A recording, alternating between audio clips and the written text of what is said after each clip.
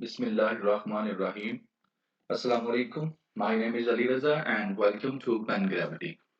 Don newspaper के जो हम एडिटोरियल और ओपिनियन का जो है एनालिसिस कर रहे थे and today is 3rd of November 2023. So जी लेट्स स्टार्ट करते हैं.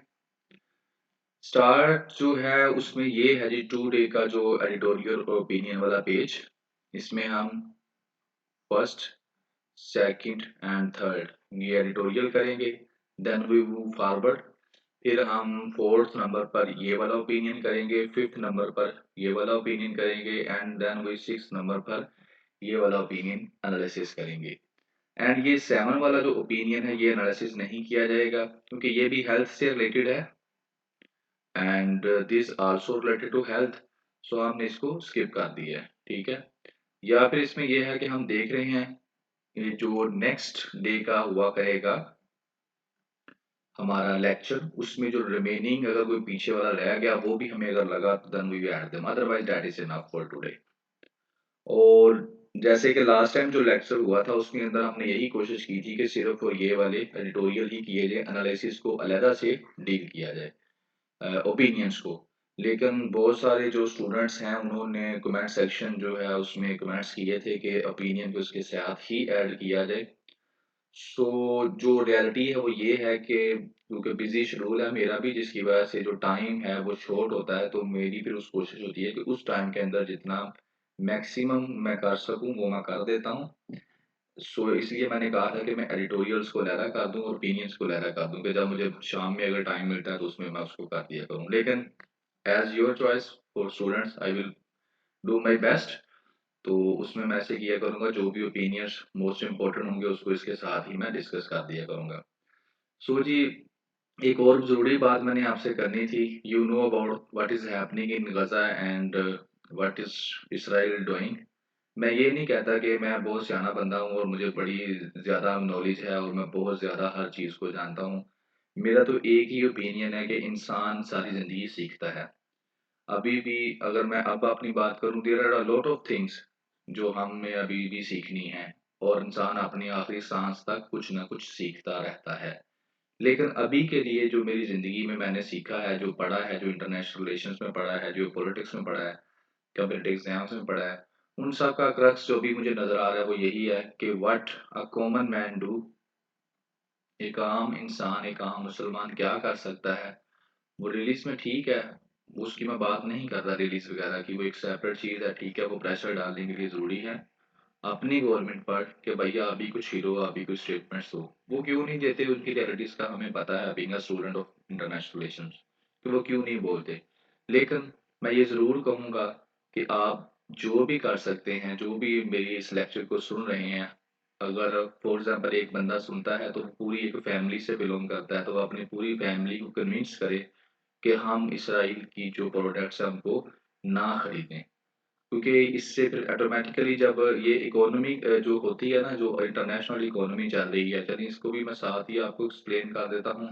इकोनॉमी होती है डिमांड एंड सप्लाई के रूल के ऊपर चलती है. डिमांड एंड सप्लाई ये रूल रहता है. जितनी डिमांड किसी चीज़ की बढ़ती जाएगी, ठीक है, उसकी सप्लाई उतनी ज़्यादा आपको देनी पड़ेगी और उतना ज़्यादा सप्लाई देने वाला प्रॉफिट जो है वो हासिल करता है.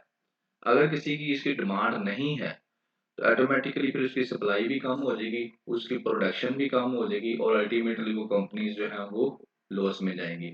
और एक और चीज़, आज की तो जो दुनिया है टुडे वर्ल्ड, इसको कोई नहीं चला रहा, इसको कंपनीज चला रही हैं. वो कंपनीज जो हैं वो किसी भी शक्ल की हो सकती हैं, वो आज की दुनिया को चला रहे हैं. कोई सियासतदान नहीं चला रहा, कोई अमेरिका नहीं इस दुनिया को चला रहा. अमेरिका को आपको जो नज़र आते हैं, हाँ, उनके प्रेसिडेंट्स यूएसए के वो दिखाने के लिए होते हैं. उनके पीछे सारी बिजनेसमैन कम्युनिटी है और ये आज की दुनिया है. आज की दुनिया इसी पे चल रही है. और एक बुक का नाम है हु रूल्स द वर्ल्ड, अगर आप पढ़ सकें, मैं आपको उसका हु रूल्स द वर्ल्ड कि दुनिया के ऊपर हुकूमत कौन कर रहा है, तो उसमें दो ही बंदे हैं. नंबर वन पर है जो प्रोड्यूसर्स हैं, मैन्युफैक्चरर्स हैं, जो मैन्युफैक्चरिंग करते हैं चीज़ों को, और नंबर टू पर रिटेलर्स हैं जो उन चीज़ों को बेचते हैं. यही दो लोग इस दुनिया को चला रहे हैं. तो आप मेहरबानी करें, चलिए, मैं ये नहीं कहता कि मैं दोबारा कहता हूँ, मैं ये नहीं कहता कि मैं बहुत ज़्यादा नॉलेजेबल इंसान हूँ, बहुत ज़्यादा अक्लमंद इंसान हूँ। लेकिन अभी के लिए जो भी अल्लाह ने मुझे थोड़ा बहुत इल्म दिया है, उसके मुताबिक मैं यही समझता हूँ कि then we should boycott Israel products. हम उनके प्रोडक्ट्स को बिल्कुल ना परचेज़ करें and definitely it will impact. और अभी के लिए हम यही कर सकते हैं। पाकिस्तान भी यही कर सकता है, पाकिस्तान भी कुछ नहीं कर सकता। जो पाकिस्तान की सिचुएशन है, पाकिस्तान डू नथिंग। और ये हमने लास्ट टाइम एडिटोरियल में बताया था, अरब्स क्या कर सकते हैं, क्या कर रहे हैं, वो भी मैंने आपको ये बातें जो होती है ना सोशल मीडिया वाली, वो हम बात नहीं करते। हम जो बात होती है ना एक वाकई लॉजिकल, जो पढ़ी लिखी बातें हैं, इसीलिए हम इन ओपिनियंस को डिस्कस करते हैं, क्योंकि एक दिन में नहीं कोई लिखता, ये काफ़ी समझदार लोग ये बात कर रहे होते हैं। तो आप बराए मेहरबानी इन प्रोडक्ट्स को बाईकाट करें, ना सिर्फ खुद करें बल्कि पूरी फैमिली आपकी जो है वो इनको बाईकाट्स करे। और अगर फॉर एग्जांपल 200 बंदा इस लेक्चर को सुनता है या जितने भी सुनते हैं, तो 200 फैमिलीज अगर उसको बाईकाट करती हैं तो मेरे लिए यही काफ़ी है। So thank you very much. चलें जी, शुरू करते हैं। आपके लिए है, सीएसएस में इंसान फेल होता है, बीएमएस में भी फेल होता है, बाकी दुनिया में भी कामों में फेल बहुत ज़्यादा होता है। लेकिन फेलियर का मतलब ये नहीं होता कि आप लोग क्या हो गए हैं। Failure is not the opposite of success. Unsuccessful नहीं आपने अपने आप को कहना, ठीक है ना। ये हिस्सा होता है, जो फेलियर होता है it is the part of success. ये हिस्सा है, पार्ट है उसका, आप सीखते हैं, लर्न करते हैं, ठीक है। तो फेलियर को कभी भी नेगेटिव ना लें। इट्स मीन होता है कि नेक्स्ट टाइम एक और कोशिश कर लो, अगली दफा इंशाल्लाह हो जाएगा, ठीक है। तो अपने जहन से ये चीजें निकाल लें, फेल होने वाली, और पॉजिटिव ब्रेन के साथ बैठें और क्वालिटी को जो है वो काम करें, रीडिंग क्वालिटी की करें, सुने क्वालिटी का, देखें क्वालिटी का, तो इंशाल्लाह यू विल सक्सीड। रूटीन के मुताबिक पीडीएफ लिंक जो है डिस्क्रिप्शन के अंदर अवेलेबल है, होगा इस न्यूज़पेपर का भी और इस लेक्चर का भी, आप वहां से डाउनलोड कर सकते हैं। व्हाट्सएप चैनल का लिंक भी है, और कोई भी क्वेश्चन है, सजेशन है, आप कमेंट सेक्शन में दे सकते हैं। पहला जो है एडिटोरियल डान का आज का, वो है finally a date. Finally a date के अंदर वो क्या डिस्कस करेगा, इलेक्शन कमीशन ऑफ पाकिस्तान को डिस्कस करेगा, ठीक है। मैं क्रक्स बता देता हूँ, उसके बाद आगे चलते हैं। क्रक्स में ये है, इलेक्शन कमीशन ऑफ पाकिस्तान ने फाइनली एक डेट दे दी है। जो स्टूडेंट्स पुराने हैं और मेरे पिछले एनालिसिस को सुन रहे हैं एडिटोरियल्स के, उसके अंदर ये काफ़ी पता हुआ बात हो चुकी थी। पॉलिटिकल पार्टीज के अभी डिमांड जो भी था, काफ़ी इसकी एक पीछे रो चलती आ रही थी। तो उसमें क्या है, अब फाइनली हम इस स्टेज पर आ गए हैं कि इलेक्शन कमीशन ने एक डेट दे दी है। अब जो एडिटोरियल वाला है उसके ऊपर बात करता है। तो इसके ऊपर बात किसके, अब ये वाला टॉपिक फिट कहाँ पर होगा, डेमोक्रेसी। डेमोक्रेसी आपका टॉपिक है, बड़ा ही इंपॉर्टेंट टॉपिक है ऐसे पर्सपेक्टिव में भी। तो वहां पर आप इलेक्शन कमीशन ऑफ पाकिस्तान को ऐड अप कर सकते हैं। कैसे, कि फ्री एंड फेयर इलेक्शन जो होते हैं ना, फ्री एंड फेयर इलेक्शंस, ये बहुत जरूरी होते हैं। किसके लिए, एक स्ट्रॉन्ग डेमोक्रेसी के लिए। एक स्ट्रॉन्ग डेमोक्रेसी तभी बनेगी ना जब फ्री एंड फेयर इलेक्शंस होंगे। और फ्री एंड फेयर इलेक्शंस कौन करवाएगा, वो करवाएगा इलेक्शन कमीशन ऑफ पाकिस्तान, ठीक है। और इसके अलावा टाइमली भी करवाएगा, फ्री एंड फेयर भी करवाएगा। तो ही हमारे सामने जो असल बंदा है जीत कर हमारे सामने लीडर आएगा। और उस लीडर को अगर हम बैठाएंगे लीडरशिप की सीट के ऊपर, तो डेमोक्रेसी क्या होगी, स्ट्रेंथ होगी पाकिस्तान के अंदर, ठीक है। तो यहाँ पर आप इसको डेमोक्रेसी के टॉपिक के अंदर ऐड कर सकते हैं। जुडिशरी, जुडिशरी के अंदर आप इसको पिकअप कर सकते हैं कि इलेक्शन कमीशन ऑफ पाकिस्तान ने, जो जुडिशरी ने रोल अदा किया है, कि जुडिशरी को करना चाहिए था बट इज नॉट, इतना अच्छा नहीं किया उन्होंने इलेक्शन कमीशन ऑफ पाकिस्तान को एडअप करने के लिए कि आप लोग इलेक्शन करवाएं। इसी तरह कॉन्स्टिट्यूशन यहाँ पर डिस्कस किया जाएगा। कॉन्स्टिट्यूशन क्या कहता है, कॉन्स्टिट्यूशन की कोई बंदा मानता भी बात है, ये बस बनाया हुआ है गरीब लोगों को कंट्रोल करने के लिए। गवर्नेंस स्ट्रक्चर कैसे डिस्टर्ब होता है, अल्टीमेटली जब इलेक्शन टाइम पर नहीं होंगे, इन टर्म आप जो है ये वाले वक्ती तौर पर टेम्परेरी जो ये आपने निगरान गवर्नमेंट बैठाई हुई है, 3 माह के लिए बनाएंगे ही। और अब ये कितने 6-7 माह से भी ज्यादा जो है ये बैठे रहेंगे। तो ये क्या, गवर्नेंस स्ट्रक्चर डिस्टर्ब हो रहा है और अल्टीमेटली इकोनॉमी हो रही है खराब। वक्ती तौर पे वो बात होगी आज इकोनॉमी के ऊपर भी एक एडिटोरियल, लेकिन इससे इकोनॉमी भी डिस्टर्ब हो रही है। क्यों डिस्टर्ब हो रही है, कि जब तक एक कॉन्स्टिट्यूशनली इलेक्टेड गवर्नमेंट नहीं ना आती पाकिस्तान के अंदर, तो आप समझने कि कोई नया प्रोजेक्ट जो है मल्टीनेशनल लेवल का, इंटरनेशनल लेवल का, वो कोई भी नहीं लगने वाला पाकिस्तान में। कोई फॉरेन डायरेक्ट इन्वेस्टमेंट नहीं आने वाली पाकिस्तान में, क्योंकि ये होते हैं वक्ती बंदे, इंटरम, इनके साथ कोई इतनी बड़ी डील्स कोई भी नहीं करता। ठीक है, चलें जी, फाइनली डेट को अब हम डिस्कस करते हैं, what is inside of this. Simply वो कहता है कि एक मीटिंग होती है between election commission of Pakistan और प्रेसिडेंट आरफ अलवी के दरमियान। जो इलेक्शन कमीशन ऑफ पाकिस्तान का हेड है सिकंदर मिर्जा, उस रिटायर्ड ब्यूरोक्रेट है, पाकिस्तान एडमिनिस्ट्रेटिव सर्विसेज से उसका तल्लक है, उसके दरमियान और इलेक्शन कमीशन प्रेसिडेंट आरफ अलवी के दरमियान मीटिंग होती है। और फाइनली एक डेट अनाउंस कर दी जाती है 8 फरवरी 2024। पहले ये क्या बात कर रहे थे कि हम लास्ट में करवा देंगे, जनवरी के एंड पर करवा देंगे, लेकिन डेट कोई नहीं दे रहे थे। ठीक है, और फाइनली अब ये डेट उन्होंने दे दी है। एक बात तो ये वो कहता है। आगे फिर वो कहता है कि इलेक्शन कमीशन ने एक दफा फिर अपने अल्फाज की ब्रेकिंग इट्स वर्ड्स, अपने अल्फाज की यानी कि क्या किया, उनको तोड़ा है अपने जुमलों को। कैसे? तो पहले इसने टाइमलाइन दी थी कि मैं जनवरी के एंड में करवा दूंगा, टाइमलाइन ये दी थी, लेकिन अब फिर आगे ले गया, फिर इसने 8 फरवरी को कह दिया। और इससे क्या हुआ है, 95 डेज की वायलेशन हुई है डेडलाइन की। जो कॉन्स्टिट्यूशन कॉन्स्टिट्यूशन ये कहता था कि 90 दिन के अंदर करवाए जाएं, लेकिन अब 90 दिन के बाद कितने दिन प्लस 95 इसके अंदर और ऐड हो गए। ठीक है, तो इतने दिन की वायलेशन हुई है कॉन्स्टिट्यूशन की। जो कॉन्स्टिट्यूशन जो कहता था उसकी कितनी वायलेशन की है, 95 डेज आगे लेके। अब क्या कहता है, कहता है कि अब इलेक्शन कमीशन के पास सिर्फ 3 महीने बाकी हैं इंश्योर करने के लिए free, fair and impartial inclusive election. ठीक है, अब 3 माह के अंदर इलेक्शन कमीशन ने सारा बंदोबस्त करना है कि फ्री और फेयर इलेक्शन हो, साफ सुथरे इलेक्शन हो। दूसरी तरफ वो कहता है कि जो पॉलिटिकल पार्टीज हैं उनके पास भी इतना ही टाइम है, 3 महीने का। उसके अंदर उनको क्या करना पड़ेगा, रीग्रुप करना। ठीक है ना, वेट देयर कैंडिडेट्स को मिलना वगैरह, उनको इकट्ठा करना, उनके उनके साथ डिस्कशंस करना, कंपेन करना, ऑर्गेनाइज करना, और साथ सबके साथ सबको मोबिलाइज करना वोट वाले दिन के लिए। ये काम जो थे पिछले एडिटोरियल में हमने डिस्कस किया था, पॉलिटिकल पार्टीज नहीं कर रही थी। क्यों? क्योंकि वो कहती है जब तक एग्जैक्ट डेट नहीं आएगी हम नहीं करेंगी। क्यों? क्योंकि इन कामों के अंदर पैसा खर्च होता है, कैश खर्च होता है, और इलेक्शन कमीशन अगर कोई डेट नहीं देता जब तक हम अपना पैसा ज़ाया नहीं करेंगे। तो अब पॉलिटिकल पार्टीज क्या कर सकती हैं, ये गेम अपनी शुरू कर सकती हैं।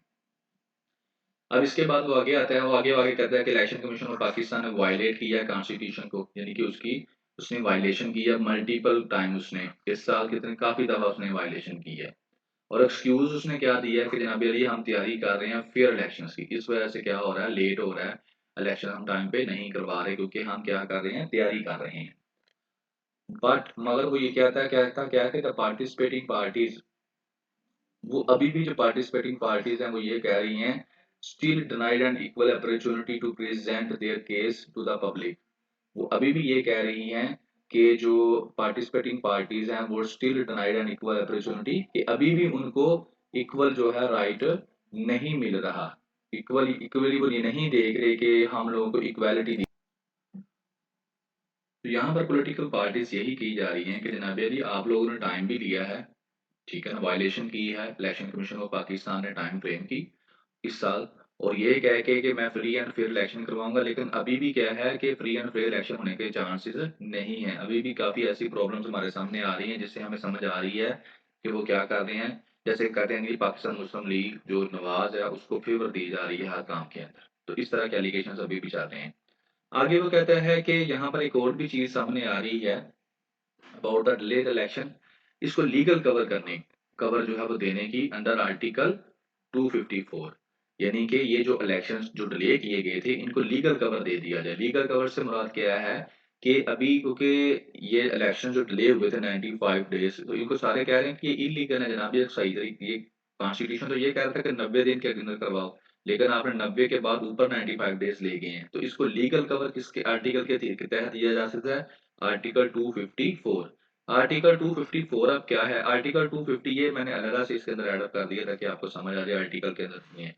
आर्टिकल 254 जो है वो ये कहता है इस्लामिक रिपब्लिक ऑफ पाकिस्तान का, वो ये कहता है कि अगर ये रेस्क्यू करता है ऑफिशियल्स को, जो भी ऑफिसर्स होते हैं किसी काम के अंदर, जब उनको एक काम दिया जाता है, वो किसी भी सरकारी महकमे के हो सकते हैं, किसी भी फील्ड के एग्जीक्यूटिव के हो सकते हैं, जब उनको टाइम फ्रेम के अंदर कोई काम करने के लिए कॉन्स्टिट्यूशन कहता है, तो जब वो उन टाइम फ्रेम के अंदर नहीं कर पाते, तो डिले हो जाता है, तो उनको क्या किया जाता है, वो जो डिले होने के बाद काम किया जाता है, तो उसको उनको क्या करता है, रेस्क्यू करता है। उनकी जो रीजंस हैं उनको कंसीडर किया जाता है कि क्या वो वाकई वैलिड हैं, और अगर वैलिड है तो फिर उस काम को उस टाइम फ्रेम के बाहर जाकर भी किया जा सकता है। So by this article 250 rescue the officials from the situation where any act can think is required. ठीक हो गया। अब आगे कहते हैं कि ओवर, इसका मतलब ये नहीं है those who conspire to violate, इसका मतलब ये नहीं है कि आप आर्टिकल 254 को लगा दें और लगाने के बाद इसको क्या कर दें, जो डिले है उसको लीगल कर दें, ये बड़ा गलत है। बल्कि जो वायलेट जिन्होंने किया है कॉन्स्टिट्यूशन को, उनको क्या करना चाहिए, उनको पेनल्टी होनी चाहिए, ठीक है, उनको चेकआउट करना चाहिए कि क्यों उन्होंने वायलेट किया। जब इलेक्शन कमीशन ऑफ पाकिस्तान बनाया इस काम के लिए गया कि सिर्फ इसने इलेक्शन ही करवाने हैं, और वो भी जो जनरल इलेक्शन है वो 5 साल बाद करवाने हैं, तो 5 साल बाद भी ये नहीं करवा सकता, तो फिर इसको बनाने का क्या मकसद है फिर? फिर ये क्या कर रहा है? ये फ्री का रूटीन खाट रहे हैं सारे। फ्री के फिर इतने रिसोर्सेज़ जो हैं पाकिस्तान के वो ये यूज़ किए जा रहे हैं। जब एक एक काम करने के लिए एक डिपार्टमेंट बनाया गया और वो काम नहीं कर रहा, तो अल्टीमेटली जो वहाँ पे ऑफिशियल्स हैं, वो रिसोर्सेज़ को ज़ाया कर रहे हैं और उन ऑफिशियल्स को क्या होना चाहिए? सज़ा मिलनी चाहिए, इसकी पेनल्टी देनी चाहिए उनको। तो ये वो बात करता है। आगे आ जाता जी next one, unending nightmare. Unending nightmare के अंदर वो बात मैं आपको क्रक्स बता देता हूँ, इकोनॉमी की बात करता है। नाइटमेयर बेसिकली होता है डरावना ख्वाब, ठीक है ना, बैड ड्रीम्स जिसे हम कहते हैं, इसको हम कहते हैं डरावना ख्वाब। तो क्रक्स इस स्टोरी इसका ये है कि पाकिस्तान में जो इन्फ्लेशन का रेट है, लास्ट टाइम भी किसी बच्चे ने पूछा था that time I share the inflation rate of September. Right no जो अपना इन्फ्लेशन रेट है पाकिस्तान के अंदर, महंगाई की जो सतह है जिसको आप कहते हैं, वो है 26.9%, यू कैन से 27% पे जा रही है। ठीक है, ये है। अब जब ये 27% पे जा रही है तो एन एंडिंग, ठीक है, नाइटमेयर, नाइटमेयर डरावना ख्वाब खत्म ही नहीं हो रहा जी, लगातार डरावने ख्वाब आई जा रहे हैं। होता है ना बीच में से स्पेस आ जाए, चलो थोड़े दिन सुकून हो जाए फिर आ जाए, नहीं जी नहीं, लगातार जो है आपको ऐसी सिचुएशन में आप फंसे हुए हैं। लेकिन इसके बावजूद क्या हो रहा है कि कुछ जो हल्के हैं वो कह रहे हैं जी हमने महंगाई कम कर दिया, और वो क्या कर रहे हैं, खुशियां मना रहे हैं। तो उसके बारे में फिर जो एडिटोरियल वाला एक्सप्लेन करता है कि भाई अभी जो है एंजॉयमेंट करने का टाइम नहीं है, कंग्रेचुलेशंस जो है वो आप दे रहे हैं एक दूसरे को, वो अभी टाइम नहीं आया, क्योंकि ये जो आपने थोड़ी सी इन्फ्लेशन नीचे की है ना, ये भी एक झटके की मार है, और इस एक झटके में इसने क्या करना है, बड़ी ऊपर चली जाना है। और उसकी फिर वो आगे लॉजिक्स भी देता है 2-3, जैसे कि फ़लस्तीन के अंदर जो है अभी सिचुएशन चल रही है उसको लिंक करता है इसके साथ। तो इस तरह से इस एडिटोरियल के अंदर वो एक्सप्लेनेशन देता है। तो इसके अंदर ये जो एक्सप्लेन इस्तेमाल कहाँ पर होने वाला है, इकोनॉमी ऑफ पाकिस्तान की आपको प्रेजेंट सिचुएशन का पता चलेगा। और इसके अंदर एक और चीज़ भी पता चलेगी कि जो ग्लोबल लेवल पे जैसे यूक्रेन वार हुई थी, ठीक है ना? और इसी तरीके से अभी जो गज़ा के अंदर काम चल रहा है, वो किस तरह से जो इकोनॉमीज़ को जो है वो डिस्टर्ब करता है। ख स्पेशली वो किस तरह से पाकिस्तान की इकोनॉमी को टच कर सकता है। और इसके बाद ज़्यादा इन्फ्लेशन जो होती है, वो इकोनॉमी में किस तरह से उसका किरदार होता है, इस चीज़ को वो डिस्कस करेगा, इन्फ्लेशन के कांसेप्ट को भी इकोनॉमी के अंदर। तो यहाँ पर आप इसको ऐड अप कर सकते हैं। अच्छा जी, अनएंडिंग नाइटमेयर के अंदर वो सबसे पहले बताता है कि इन्फ्लेशन रेट 27% है पाकिस्तान का, राइट नो, और ये पहले से कम हुआ है।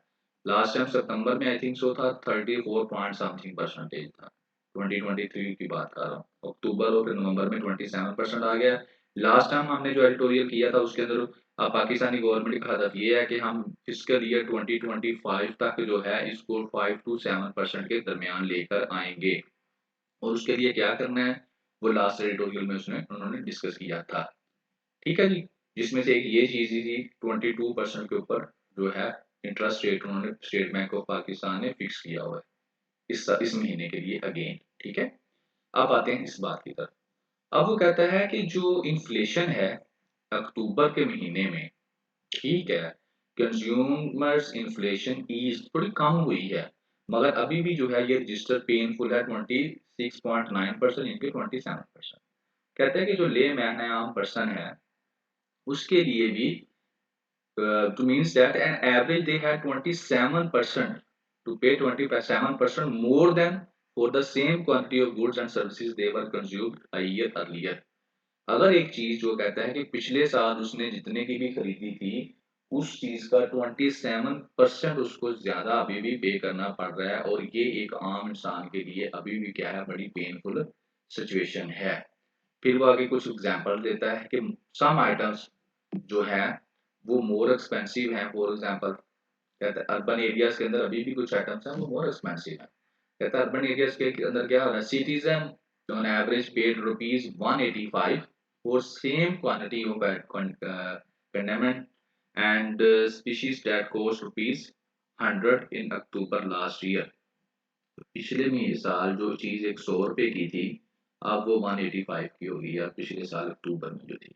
इसी तरह वो शुगर की बात करता है कि अब जो है 170 रुपीज की आप लोगों को सेम अमाउंट ऑफ शुगर खरीदनी पड़ेगी, जो कि पिछले साल 100 रुपए की थी, अब आपको 170 की खरीदनी पड़ेगी। इसी तरह आटे की बात करता है, गंदम के आटे की बात करता है, वो बात 64.4% जो है महंगा हो गया है पिछले साल की निस्बत। और इसी तरह चावल की बात करता है, वो 62.3% महंगा हो गया है।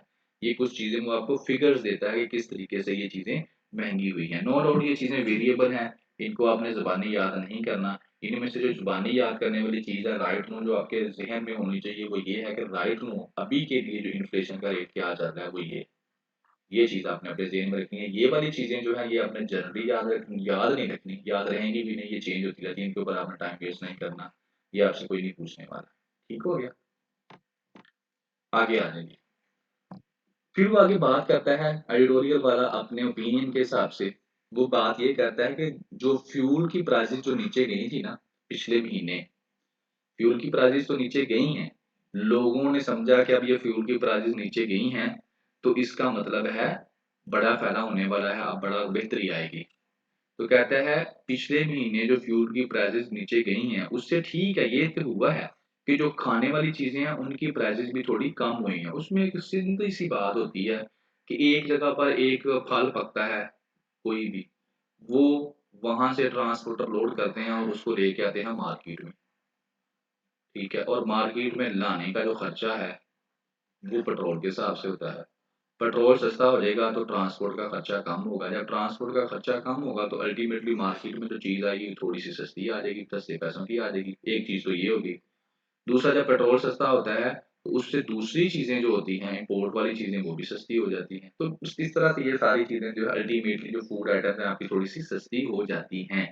लेकिन कहता है ये तो सस्ती हो जाती हैं, लेकिन लोगों की जो कमाई है वो तो नहीं बढ़ी, जो इनकम है वो तो उतनी की उतनी है, ठीक है? तो इससे इतना ज़्यादा फिर फ़र्क नहीं पड़ने वाला। आपका अगर तेल का प्राइस कम भी हो गई है, तो इस उससे लोगों की ज़िंदगी पर इतना अच्छा फ़र्क नहीं पड़ने वाला, क्योंकि जो लोगों की कमाई है वो इतनी ज़्यादा नहीं बढ़ी। अब वो उनकी बात करता है, जो लोग सेलिब्रेट कर रहे हैं जी, वो सेलिब्रेट कुछ क्वार्टर्स हैं हमारे सियासी बंदे जो होते हैं, वो बड़े एन्जॉय कर रहे हैं, बड़े-बड़े क्या बात हो गई जी, महँगाई कम हो गई है, महँगाई कम हो गई है। ठीक है ना? वो हेडलाइन, और इसके बाद वो कह रहे हैं कि हेडलाइन बना रहे हैं इन्फ्लेशन को, और अपनी सक्सेस के तौर पर जो करंट मैनेजमेंट है वो कह रही है, देखें जी केयर टेकर गवर्नमेंट कह रही है कि मैंने कैसे कंट्रोल किया, हम बड़े समझदार हैं। तो इनको कहता है एक वाइसर सा रिप्लाई हम देते हैं, और वो एक अक्लमंदाना जो रिप्लाई है वो क्या है, वो ये है कि 27% अभी भी जो मेजॉरिटी ऑफ पाकिस्तानी है उनके लिए बड़ी ही ज़्यादा महँगाई है। एक चीज़ तो ये होगी। और आगे कहता है another factor can not ignore exchange rate. अभी जो एक्सचेंज रेट आपने क्या किया, क्रैक डाउन किया डॉलर का, जो ज़खीरा किया हुआ था उसको आप लोगों ने क्या किया, पाकिस्तान की आर्मी ने और दूसरे इदारों ने मिलकर लोगों के घरों में छापे मारे और वो क्रैक डाउन किया, स्मगल होने से रोका डॉलर को। तो उससे करेंसी का जो एक्सचेंज रेट था वो थोड़ा-सा बेहतर हुआ। जब करेंसी का कुछ एक्सचेंज रेट बेहतर हुआ तो आपकी जो स्टॉक एक्सचेंज है, वहाँ पर आपकी करेंसी की थोड़ी-सी हेल्थ बेहतर हुई, ठीक है? और उसका इफ़ेक्ट ये हुआ कि आपकी कंट्री में इन्फ्लेशन थोड़ी-सी कम हो गई, 27% पे आ गई। लेकिन अब क्या हुआ है कि जो एक्सचेंज रेट है वो दोबारा उसके ऊपर प्रेशर आ रहा है। ठीक है ना? अगेन इन करेंसी मार्केट, अब आपने ऑब्ज़र्व किया होगा पिछले कुछ दिनों से कि डॉलर दोबारा महँगा होना शुरू हो गया है। क्यों? क्योंकि अब जो दोबारा से उसके ऊपर प्रेशर आना शुरू हो गया है। तो अब ये इन लोगों को जो सेलिब्रेशंस कर रहे हैं ना, एन्जॉय बड़ा कह रहे हैं कि खुश हो रहे हैं और कह रहे हैं कि हमने देखें जी क्या कर दिया, उन लोगों को वो जवाब दे रहा है कि पहली बात तो ये है कि ये 27% अभी भी बहुत महँगी चीज़ है, आम इंसान के लिए। दूसरा वो कहता है कि जनाब अली अभी करेंसी के ऊपर दोबारा प्रेशर बिल्डअप होना शुरू हो गया, तो मतलब ये है कि करेंसी रेट फिर खराब होने वाला है, डॉलर महँगा होने वाला है और महँगाई फिर हो जाएगी। नंबर 3 पे वो बात करता है कि जी मिडल ईस्ट के अंदर जो अभी-अभी डिस्टर्बेंस चल रही है ना, गज़ा की लड़ाई की, वो भी पाकिस्तान की इकोनॉमी को डायरेक्टली इनडायरेक्टली डिस्टर्ब कर सकती है। तो लिहाज़ा फिर वो फाइनली कहता है कि जो गवर्नमेंट है ना, उसको चाहिए कि वो to restore economic stability and restart the economic engine, ठीक है। This is not time for complaints, यानी कि ये टाइम नहीं है कि हम एंजॉयमेंट करें, आप खुश हो कि हमने बड़े मार के मार लिए हैं, बल्कि आपको चाहिए कि इकोनॉमिक स्टेबिलिटी के ऊपर काम करना शुरू करें और कोई फ्रेमवर्क बनाएं ताकि पाकिस्तान को जल्द अज जल्द इसकी इकोनॉमी को बेहतर किया जाए। अगर इतने से आप खुश हो जाएंगे तो ये एक दो झटका भी नहीं सहना और दोबारा वहीं पर जाकर गिरना है। नंबर थर्ड जी, नंबर थर्ड पे आ जाता है killing media. Killing media aid workers, दो बंदों की बात हो रही है, कि मीडिया वालों की और दूसरी एड वर्कर्स की। ये बात हो रही है जी गजा के अंदर। कॉन्टेक्स्ट आपको बता देता हूँ, इसमें वो ये बताएगा एडिटोरियल के अंदर कि गजा जो जहाँ पर इसराइल जो है वो इनोसेंट लोगों को जिनका मर्डर कर रहा है, जिनमें बच्चे भी शामिल हैं, औरतें भी शामिल हैं, और वो लोग जो लड़ाई का हिस्सा भी नहीं है वो भी शामिल हैं, तो उनका वो बेदरेग जो है उनके ऊपर एयर स्ट्राइक्स भी कर रहा है और वैसे भी उनको मारी जा रहा है, जेनोसाइड करी जा रहा है, ठीक है। तो उसके अंदर क्या हुआ है कि मीडिया के लोग जो वहां पर मौजूद थे, कवरेज कर रहे थे, वो भी काफी जो है फोत हो गए हैं। और एड वर्कर्स जो कि दूसरी ऑर्गेनाइजेशंस के, इंटरनेशनल ऑर्गेनाइजेशन के, दूसरी ऑर्गेनाइजेशन जो फलाह बहबूद का काम करती हैं वहां पर पहुंचे हुए थे इन लोगों के लिए कुछ खाने पीने का सामान लेकर, तो वो भी इन बम्बों की जिद में आकर वो बेचारे भी काफी शहीद हो गए हैं।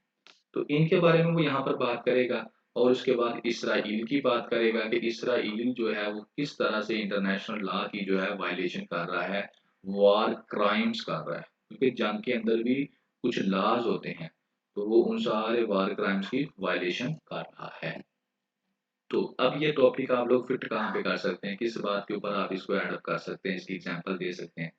जर्नलिस्ट की राइट्स के ऊपर जब बात हो आप वहाँ पे बात कर सकते हैं, यानी कि मीडिया, सोशल मीडिया का जो टॉपिक है उसके अंदर आप इसको ऐड कर सकते हैं। इंटरनेशनल लॉ और इसराइल, यहाँ पर आप बात कर सकते हैं। यूनाइटेड नेशंस ऑर्गेनाइजेशन जो है उसकी हकीकत क्या है उस पर बात कर सकते हैं, कितनी बेचारी बेबस है, बेबस कितनी ज़्यादा बेबस है कि हाईजैक की हुई है इसराइल ने और यूएसए ने और अपने पर्पस के लिए ही बनाई हुई है। और यूनाइटेड नेशंस और वार लॉज के जो वार हैं, किस तरह से यूनाइटेड नेशंस को देख रहा है और किस तरह से इसराइल वायलेशन कर रहा है। Accountability of Israel on war crimes, कि क्या इसकी कोई अकाउंटेबिलिटी होगी जो इसराइल की इतने वार्स के क्राइम कर रहा है, ठीक है ना। जियो पॉलिटिक्स, आपको जो दुनिया में पॉलिटिक्स चल रही है उसके ऊपर आपको समझ आ रही होगी कि ये कहाँ पे जा रही है, और इंटरनेशनल रिलेशंस के ऊपर आपको पता चल रहा होगा कि कैसे इंटरनेशनल रिलेशंस डेवलप हो रहे हैं, एक कंट्री कैसे दूसरी को सपोर्ट कर रही है, क्यों सपोर्ट कर रही है, उसके मकासद क्या है, ये सारी चीजें आपको इसके अंदर क्लियर हो जाएंगी। किलिंग मीडिया एड वर्कर्स, अच्छा जी, इसके अंदर सबसे पहले वो कहता है कि जो जूइश स्टेट है ना, is not differentiating between man, women और चाइल्ड। कम्बेटेंट जो लड़ाई करने वाले होते हैं, नॉन कम्बेटेंट जो इनोसेंट जो लड़ाई में शामिल नहीं होते, कोई डिफरेंशिएशन नहीं है इनके दरमियान, सीधा बम मारते हैं, जो मर्जी मार दे, जितने मर्जी मार दें, कोई चक्कर नहीं है। कि ये वार क्राइम्स में बेसिकली ये होता है कि आप जो है चिल्ड्रंस को, वुमेन्स को, और वो लोग जो लड़ाई का हिस्सा नहीं है, आपको राइट नहीं होता उनको मारने का, ठीक है। लेकिन यहाँ पे वो वार क्राइम्स की जो वो अपना वायलेशन कर रहा है, सीधी सीधी वार के रूल्स की, तो मारी जा रहा है, डायरेक्टली स्ट्राइक करी जा रहा है।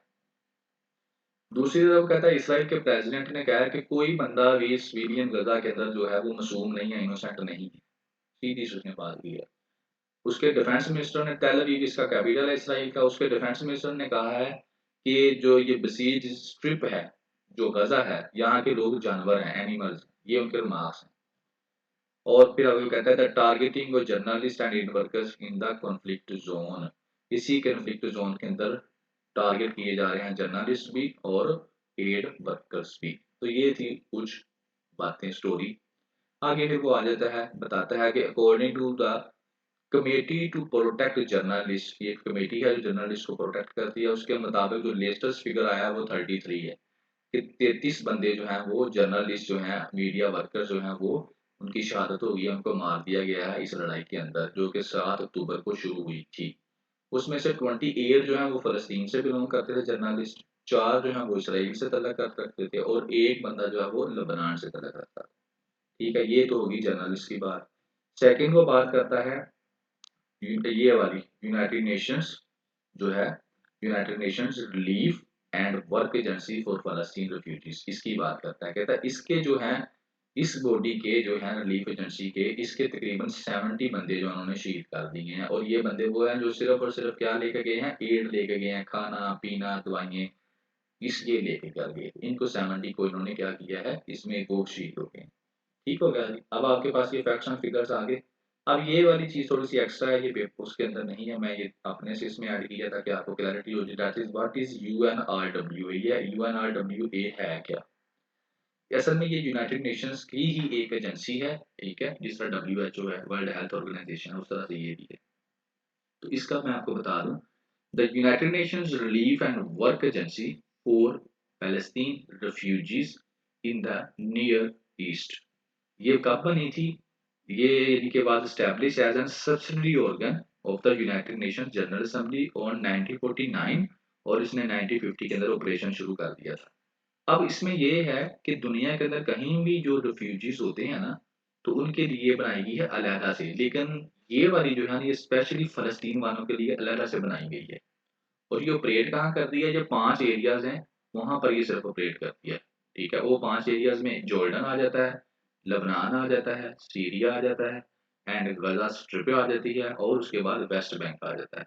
ये जो 5 इलाके हैं ना, जहाँ पर जो भी रिफ्यूजीज़ होंगे, फ़लस्तीनियन होंगे, उनको ये वाली एजेंसी डील करेगी, यूएनआरडब्ल्यू, ठीक है ना? यहाँ पर एड फॉर फ़लस्तीनियन रिफ्यूजीज़, ठीक है ना? और इसके बाद आगे जो इस इन 5 एरियाज़ के बाहर की दुनिया है, इन 5 एरियाज़ के अलावा जो दुनिया है, वहाँ पर जो रिफ्यूजीज़ होंगे, उनको डील करेगी यूएनएचसीआर। वो क्या है? United Nations high commission for refugees. जैसे अगर अफ़गानिस्तान की जंग हुई, तो वो रिफ्यूजीज़ जो हैं, वो पाकिस्तान के अंदर आए, ठीक है ना? तो वहाँ पर ये वाली एजेंसी डील नहीं करेगी, वहाँ पर ये वाली एजेंसी डील करेगी। ठीक हो गया?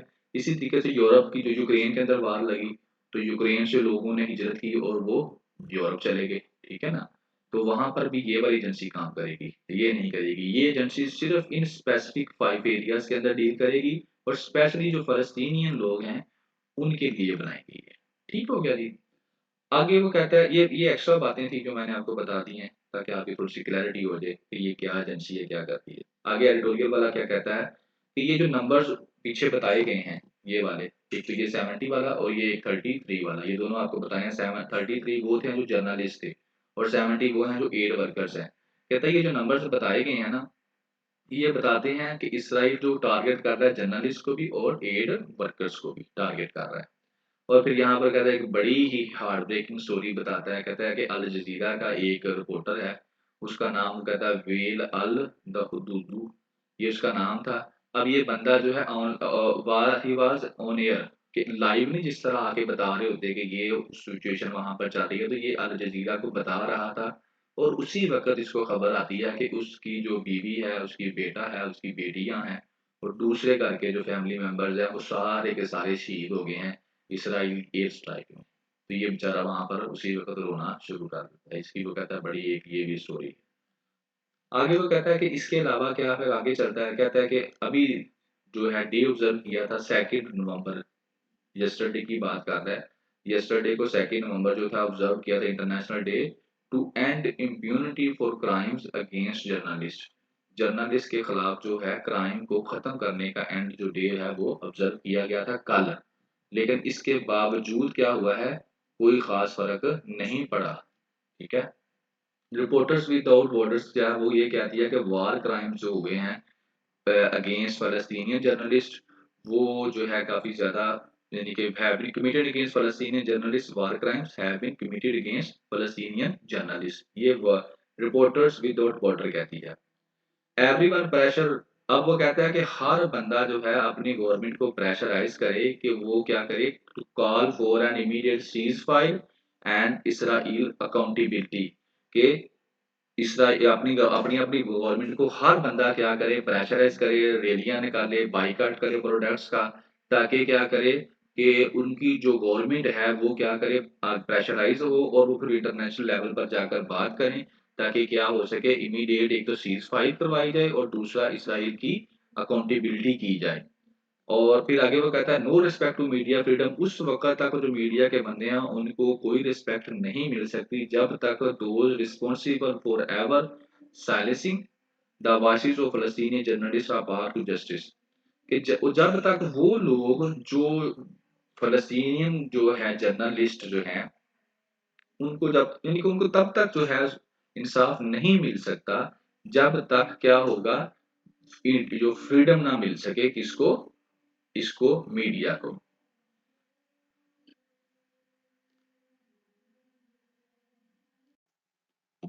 अब हम मूव करते हैं जी ओपिनियंस की तरफ। एडिटोरियल हमारे कंप्लीट हो गए हैं। यही वाले जो थे 1, 2 और 3 ये तीनों एडिटोरियल हमने एनालिसिस कर लिए हैं। अब ओपिनियन। ओपिनियन में जी 4 ओपिनियन होते हैं इसके अंदर डॉन न्यूज़पेपर के अंदर। तो पहले मैं ये वाला करूँगा फर्स्ट वन, देन मूव करूँगा थर्ड सेकंड वन, फिर ये third one and then that is one fourth one. तो इन चारों को मैं स्टेप बाय स्टेप जो है एनालाइज़ कर दूँगा। और ये वाला काम आपने बिल्कुल नहीं भूलना जी, ये बहुत ज़रूरी है। तो काइंडली ये आप ज़रूर कीजिएगा, आप सबसे मेरी पर्सनल रिक्वेस्ट है। इसका जितना आप कर सकते हैं, आप अपना हक अदा कीजिएगा। और दूसरा मैं यहाँ पे स्टार्ट करने से पहले बता दूँ, ये जो ओपिनियंस हैं ना, बेसिकली ये जितने भी लोग लिखने वाले हैं, ज़ाहिर है ये अच्छी इनकी एजुकेशन है, अच्छी रीडिंग है, इनका नॉलेज है और ये क्या करते हैं, जिस तरह मैं आपको कह रहा हूँ फॉर एग्ज़ाम्पल कि अपने नॉलेज के बेस पर कि आप इसराइल की प्रोडक्ट्स का क्या करें, बायकॉट करें। मेरी जो अकल है, मेरी जो समझ है, जो मेरा थोड़ा बहुत नॉलेज है, उसके हिसाब से मुझे ये चीज़ सही लग रही है। हो सकता है कि किसी दूसरे इंसान को जब वो एनालाइज़ करे, उसका नॉलेज मेरे से ज़्यादा अच्छा हो या वो किसी और डायमेंशन में कहे कि नहीं जी, इसका कोई फ़ायदा नहीं है। लेकिन फ़िलहाल कोई ऐसा ओपिनियन नज़र नहीं आया। और लेकिन मैं बात करने का मकसद ये है कि ओपिनियन में ये होता है कि हर इंसान का अपनी एक रीडिंग होती है, अपना एक नॉलेज होता है, उसकी पर्सपेक्टिव में वो बात करता है। जैसे कि इस ये वाले सर ने की है, बहुत अच्छी बात की है and that is very different, totally different उसने डायमेंशन में बात की थी। और ये मैं अब जब पहुँचूँगा थर्ड वन पे तो मैं इसको डिस्कस करूँगा और वहाँ पर मैं इसको हाइलाइट भी करूँगा कि कितनी डिफरेंट बात इसने की है। डिफरेंट इसलिए की है क्योंकि मैंने खुद ये चीज़ जो है फर्स्ट टाइम पढ़ी है, ठीक है ना? पहले भी हम पढ़ते रहे हैं, लेकिन हर दिन के साथ इंसान सीखता है। तो ओपिनियन के अंदर जो है, इन सबकी पर्सनल राय है। आप उससे इख्तिलाफ भी कर सकते हैं, ज़रूरी नहीं है कि आपको सब ये आपको लगे कि ये सही ही है। लेकिन आपने इसको करना क्या है, आप ओपिनियन को सुनते वक़्त आपने बिल्कुल फ्रेश माइंड के साथ इसको सुनना है और कोशिश करनी है कि चीज़ों को आराम के साथ अब्ज़ॉर्ब करते जाएँ। इसको हेडेक नहीं बनाना, हेडेक बनाएँगे तो फिर वो मज़ा नहीं आएगा आपको। चलें जी, ये फर्स्ट वन है जी, जो ओपिनियन है, ये है सेक्टेरियन हार्मनी। सेक्टेरियन हार्मनी के अंदर बेसिकली जो ओपिनियन वाला है, जो राइटर है, जाने आलम, ये क्या करते हैं, ये गिलगित बल्तिस्तान की बात करते हैं, ठीक है ना? ये कहते हैं religious differences in Gilgit Baltistan confer upon account of political factors. कि यहाँ पर ये बात करते हैं कि गिलगित बल्तिस्तान में जो रिलीजियस फैक्टर्स हैं और जो पॉलिटिकल फैक्टर्स हैं, इनकी आपस में ये बात करते हैं। ये कहते हैं कि जो रिलीजन है ना, उसकी वजह से वहाँ पर थोड़ी बहुत ही लड़ाई हो रही है। जो सेक्ट हैं, फ़िरके हैं, जैसे शिया है और सुन्नी है, वो आपस में क्या कर रहे हैं, उनका तसादम हो रहा है आपस में, रिलीजन की वजह से। मगर इसके अलावा जो पॉलिटिकल फैक्टर्स हैं ना, ये भी इसके अंदर इन्वॉल्व हैं, ठीक है ना? तो इसको वो डिस्कस करेगा इस एडिटोरियल के अंदर, यानी कि गिलगित बल्तिस्तान की जो प्रेजेंट सिचुएशन है, उसके बारे में वो अपना ओपिनियन देगा कि किस तरह से वहाँ पर लड़ाई होती है और किस तरह से वहाँ पर जो रिलीजियस लीडर्स हैं, वो किस तरह से सॉर्ट आउट करते हैं और वहाँ का जो गिलगित बल्तिस्तान का फ्रेमवर्क कैसा है, यानी कि उसकी ज्योग्राफी कैसी है, ठीक है? और ज्योग्राफी के साथ-साथ वहाँ के लोगों की जो मेंटालिटी है, वो कैसी है और पाकिस्तान के लिए जो है गिलगित बल्तिस्तान का क्या स्टेटस है और किस तरह से इसको लेके चल रही हैं, ठीक है नहीं? ये चीज़ें इसके अंदर ये बताएगा। अब अगर पेपर पर्सपेक्टिव में बात करूँ और स्पेशली मेरा फ़ोकस होता है एस्से के ऊपर, क्योंकि एस्से उसी का पास होता है जिसके पास 2 चीज़ें होती हैं। नंबर 1 उसके आइडियाज़ मैच्योर होते हैं और नंबर 2 उन आइडियाज़ को वो अच्छी लैंग्वेज के अंदर, इंग्लिश लैंग्वेज लैंग्वेज के अंदर कन्वे कर लेता है, तो वो पास हो जाता है। इन दोनों में से एक भी चीज़ मिस हो गई, तो पास करना मुश्किल हो जाता है। और ये जो ओपिनियन है, ये आप पहले वाला काम कर देते हैं, आपके आइडियाज़ को मैच्योर कर देते हैं, तो दूसरा काम आपने प्रैक्टिस से करना है और आपका ऐसे पास है और सीएसएस आपका क्वालीफाई हो जाता है। अच्छा जी, अब सेक्टेरियन हार्मनी के अंदर गिलगित-बल्तिस्तान की बात थी, अब इसको आप किस तरह से अपने टॉपिक्स के साथ रिलेट कर सकते हैं? कहाँ पे ये आपका काम आ सकता है? नेशनल इंटीग्रेशन के अंदर के मुल्क की जो इकट्ठा रहना है, मुल्क इंटीग्रेशन कहते हैं सारे सूबे इकट्ठे हैं, जैसे बांग्लादेश हमारे साथ रहता तो वो इंटीग्रेट था, हमसे अलग हो गया तो वो क्या था, डिसइंटीग्रेट हो गया। ठीक है, नेशनल इंटीग्रेशन जो है वहां पे आप इसको एडअप कर सकते हैं, जहां पे आप बात करेंगे कि पाकिस्तान की नेशनल इंटीग्रेशन खतरे में है, वहां पे आप गिलगित बल्तिस्तान की मिसाल दे सकते हैं, बलूचिस्तान की मिसाल दे सकते हैं कि वहां पर क्या प्रॉब्लम्स हो रही हैं जिनकी वजह से प्रॉब्लम फ्यूचर में देख सकते हैं। गिलगित बल्तिस्तान का स्टेटस क्या है वहाँ वो आपको पता चल जाएगा। सी पैक वहां से गुजर कर जा रहा है और सी पैक और गिलगित बल्तिस्तान का जहरा उस इलाके में से गुजर के जा रहा है, तो वहां पर ये काम आएगा। इंडिया का स्टांस गिलगित बल्तिस्तान के बारे में क्या है, वहां पर कश्मीर का जो डिस्प्यूट है उसके अंदर गिलगित बल्तिस्तान का क्या स्टांस है, वो economy, political, education and human rights Gilgit Baltistan के अंदर कैसे हैं, ये सारी चीजें मैं आपको इसके अंदर अगर ऐड नहीं भी है तो खुद से भी मैं आपको बता दूंगा। इसके अलावा सेक्टेरियनिज्म, एक्सट्रीमिज्म और टेररिज्म जो है वो किस तरह से गिलगित बल्तिस्तान के अंदर जो इशू चल रहा है वो सारे के सारे किस तरह से इन चीजों को खबर दे सकते हैं। चलें जी, शुरू करने से पहले मैं आपको थोड़ा-सा मैप दिखा दूँ ताकि आपको थोड़ी-सी अंडरस्टैंडिंग जो तो देखिए क्या स्टूडेंट्स की भी टाइप हैं, कुछ तो बिल्कुल इनिशियल स्टेज पे हैं और कुछ एडवांस लेवल पे भी हैं, उनको ये सारी चीज़ें पहले ही पता होंगी कि कहाँ पे है लोकेशन। लेकिन मेरी कोशिश होती है कि मैं ज़रा ग्राउंड लेवल पे रहूँ ताकि स्पेशली वो बच्चे जो बिगिनर्स हैं, उनको थोड़े ज़्यादा हेल्पफुल हो सके। फर्स्ट ऑफ ऑल आप ये पाकिस्तान का मैप देख लें जी, ठीक है ना? ये पाकिस्तान का मैप आपके समझ में आ रहा है, ये पंजाब है, ये केपी की है। ये कश्मीर है और ये गिलगित बल्तिस्तान है। ठीक हो गया, यहाँ पर ये इंडिया वाला है, इंडियन अब इलीगली ऑक्युपाइड कश्मीर जो है ये वाला है, ये इंडिया है। और ये वाला जो इंडिया, ये वाला जहाँ पे मैं डॉट्स लगा रहा हूँ, ये सारे का सारा इलाका जो है ये इंडिया के पास है, कश्मीर जो है इंडिया के कंट्रोल में है। और ये थोड़ा सा जो है ये पाकिस्तान के पास है। और ये वाला जो है ये गिलगित बल्तिस्तान है और साथ हमारे चाइना लग रहा है। और जो सी पैक है वो भी जनाब अली इसके अंदर से गुजर कर जो है वो पाकिस्तान के अंदर आता है, तो इसलिए इसकी बड़ी एक इम्पोर्टेंस है। ठीक है, यहाँ तक हो गया क्लैरिटी। अब आगे चलते हैं, अब आ जाए गिलगित बल्तिस्तान। देखें, ये है पाकिस्तान ऑक्युपाइड कश्मीर, नजर आ रहा होगा आपको। अब देखें उन्होंने इस मैप के अंदर, ये मैंने इंडिया की वेबसाइट से लिया है, इस मैप के अंदर उन्होंने इसको गिलगित बल्तिस्तान को लैला नहीं दिखाया, कश्मीर के अंदर ही दिखा दिया है सारे को, ऐसे ही है जी। अब यहाँ पर एक मैं आपको बात बता दूं कि जो गिलगित बल्तिस्तान है ना, इसको हम पाकिस्तान का हिस्सा नहीं मानते फिलहाल। उसकी रीजन क्या है, इसको हम जो है रन कर लिए पाकिस्तान की स्टेट, लेकिन कॉन्स्टिट्यूशनली ये पाकिस्तान का हिस्सा नहीं है। जिस तरह से ये पंजाब है, सिंध है, सरहद है, बलूचिस्तान है, ये वाले इलाके पाकिस्तान का हिस्सा है, मगर ये जो गिलगित बल्तिस्तान है ये कॉन्स्टिट्यूशनली पाकिस्तान का हिस्सा नहीं है। और उसकी रीजन है कश्मीर इशू। पाकिस्तान इसको अपना हिस्सा बना सकता है लेकिन पाकिस्तान ने इसको अपना हिस्सा नहीं बनाया। क्यों नहीं बनाया, उसकी ये वजह है कि जब कश्मीर का मसला हुआ और जो इंडिया वाले हैं, जब ये यूएनओ के अंदर गई बात कश्मीर की, ठीक है, कश्मीर के बारे, तो यूएनओ ने ये रेजोल्यूशन दिया कि जनाबी अली इस जो कश्मीर में क्या करें, रेफरेंडम करा लें, प्लेबिसाइड करवा लें, ठीक है ना, वोटिंग करवा लें।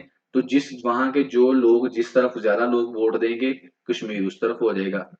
तो अब क्या है, पाकिस्तान ने इसको इसलिए नहीं अपना हिस्सा अभी तक बनाया क्योंकि जो पुराना कश्मीर था उसमें गिलगित बल्तिस्तान का इलाका डालकर कश्मीर बनता था। ठीक है, पुराना कश्मीर ये सारे का सारा, जितने का जितना आपको नजर आ रहा है ना, ये सारे का सारा पुराना कश्मीर है। तो अगर पाकिस्तान इसको अपना हिस्सा बना लेता है और कल को वोटिंग हो जाती है तो फिर इतने से हिस्से वाले लोग जो हैं वो पाकिस्तान के हक में फैसला देंगे और बाकी सारे के सारे इंडिया के हक में। तो फिर किसको चला गया, इंडिया को चला गया ना। इसलिए पाकिस्तान ने फिर कोई गिलगित बल्तिस्तान वाला इलाका है इसको अपने जो है कॉन्स्टिट्यूशनली पाकिस्तान नहीं बनाया, बस इसको अफेयर्स को रन कर रहा है। ठीक है, ताकि जब कल को यूएनओ की बात के मुताबिक अगर फैसला होता है कश्मीर का और वोटिंग होती है तो यहाँ के लोग जो गिलगित बल्तिस्तान वाले लोग हैं ये भी उस वोटिंग में शामिल होंगे और ये वोटिंग जब होगी तो वो पाकिस्तान के हक में वोट डालेंगे, तो फिर पाकिस्तान को जो है कश्मीर मिलने के चांसेस बढ़ जाएंगे। सो ये है बेसिक स्टोरी जिसकी वजह से अभी तक पाकिस्तान ने गिलगित बल्तिस्तान को कॉन्स्टिट्यूशनली अपना हिस्सा नहीं बनाया। और फिर यहाँ से ही जो है सी पैक भी गुजर के जा रहा है, यहाँ पे चाइना है और चाइना के अंदर से इसके अंदर से गुजर के जा रहा है जो सड़क है, ये मैंने आपको दिखाई है। तो इसके ऊपर भी जब ये गुजर के गया है तो काफी सारे राइटर्स ने कहा था कि गिलगित बल्तिस्तान को पाकिस्तान का कॉन्स्टिट्यूशनली हिस्सा बना लो। क्यों? क्योंकि इंडिया ने यहाँ पर ऑब्जेक्शन लगाया था सी पैक के ऊपर कि जनाब अली ये सी पैक जो है ये जिस इलाके से गुजर के जा रहा है ये पाकिस्तान नहीं है, ये हमारा इलाका है और इन्होंने ऑक्युपाइड किया हुआ है। ठीक है, ये थोड़ा-सा बैकग्राउंड था। अब इस आपको पता चल गया कि गिलगित-बाल्टिस्तान को क्यों पाकिस्तानी गवर्नमेंट जो है वो अपना हिस्सा नहीं बना रही। वरना तो कॉन्स्टिट्यूशनली वो एक पार्लियामेंट के अंदर कुछ अपना अपना एक्ट वगैरह पास करेंगे तो ये पाकिस्तान का हिस्सा बन जाएगा, it's not a big deal. लेकिन वो they we are waiting for the Kashmir solution. ठीक है जी, अब गिलगित-बाल्टिस्तान आपको काफ़ी हद तक क्लियर हो गया होगा। अब हम चलते हैं आगे। अब राइटर जो है वो कहना क्या चाहता है? राइटर ने जो बात अब ये की है, वो कहता है कि गिलगित बल्तिस्तान के अंदर कुछ दिन पहले गिलगित बल्तिस्तान के अंदर क्या होता है कि हमारे सामने क्या होता है कि सेक्टेरियन जो है वो स्टैंड अप होता है कि लड़ाई होती है जनाबी अली किसकी, शिया सुन्नी फसादात हमारे सामने गिलगित बल्तिस्तान के इलाके में आते हैं सेक्टेरियन स्टाफ के। अब वहां के जो उलमा है ना, उन्होंने एक अच्छा रोल अदा किया और उन्होंने क्या किया, उन्होंने गिलगित बल्तिस्तान के अंदर आपस में मिलकर अपने जो है ना प्रॉब्लम्स उनको सॉल्व कर लिया और गवर्नमेंट को कहा जी आप वहां पर लॉ एंड ऑर्डर जो है वो उसको मेंटेन करें। अब इससे वो जो ओपिनियन लिखने वाला वो कहता है कि विजडम ऑफ रिलीजियस लीडर के बारे में बात करते हैं कि ये बड़ा अच्छा काम उन्होंने किया कि इस मसले को हल कर लिया क्योंकि हम सारे फिर भी मुसलमान हैं। यहाँ तक बात होगी। ये थी बेसिक स्टोरी जो कि बोल्ड लेटर में लिखी हुई थी कि हुआ क्या, कि वहां पर एक आपस में शिया सुन्नी फसादात होते हैं लेकिन उलमा कराम क्या करते हैं, एक बड़ा अच्छा रोल अदा करते हैं, वो आपस में सुलह करवा देते हैं इन सब लोगों की और गवर्नमेंट को कहती हैं कि आप लॉ एंड ऑर्डर जो है वो मेंटेन करें। ठीक है, अब आगे चलते हैं जी। अब आगे वो कहता है कि अब बट कहता है कि ठीक है इतना काम तो करवा दिया, लेकिन वो कहते हैं कि क्या ये जो लड़ाई थी सेक्टेरियन बेसिस के ऊपर हुई थी ये ठीक है, इस काम को करने से क्या हुआ है वक्ती तौर पर टेम्पोरेरीली ठीक है ये दब गई है, सप्रेस कर ली है आपने, सोल्व कर ली है, लेकिन इसका आपने लॉन्ग टर्म क्या सोल्यूशन निकालना है, आगे जाके क्या दोबारा भी तो हो सकती है, तो इसके ऊपर जो है आपने क्या किया है, इसकी वो अब बात करता है। आगे फिर जी, आगे वो कहता है कि एन एडिटोरियल, इसी पेपर न्यूज़पेपर के अंदर जो एक एडिटोरियल था उसने हाईलाइट किया था, इसी न्यूज़पेपर में एक एडिटोरियल था वहां पर हाईलाइट किया गया था ये वाली चीज, यहाँ से लेकर यहाँ तक कि communal differences may only be triggered for the protest as there are several underlying factors in Gilgit-Baltistan fueling disaffection in the region। कहते हैं कि सिर्फ कम्युनिकल डिफरेंसेस नहीं है, जो उनके जात पात और ये फिरका वारियत के जो डिफरेंसेस ही नहीं है, यही सिर्फ नहीं प्रोटेस्ट करवा रहे बल्कि और भी कई फैक्टर्स हैं, ठीक है ना, वो भी कर रहे हैं और उन फैक्टर्स के अंदर जो है सोशो कल्चरल लैंडस्केप एक बड़ा अहम वन है। सोशो कल्चर यानी कि कल्चरल और सोशल दोनों, इस लिहाज से भी ये लोग थोड़े से एक दूसरे से डिफरेंट हैं जिसकी वजह से भी इनकी आपस में क्लैशेस होते रहते हैं।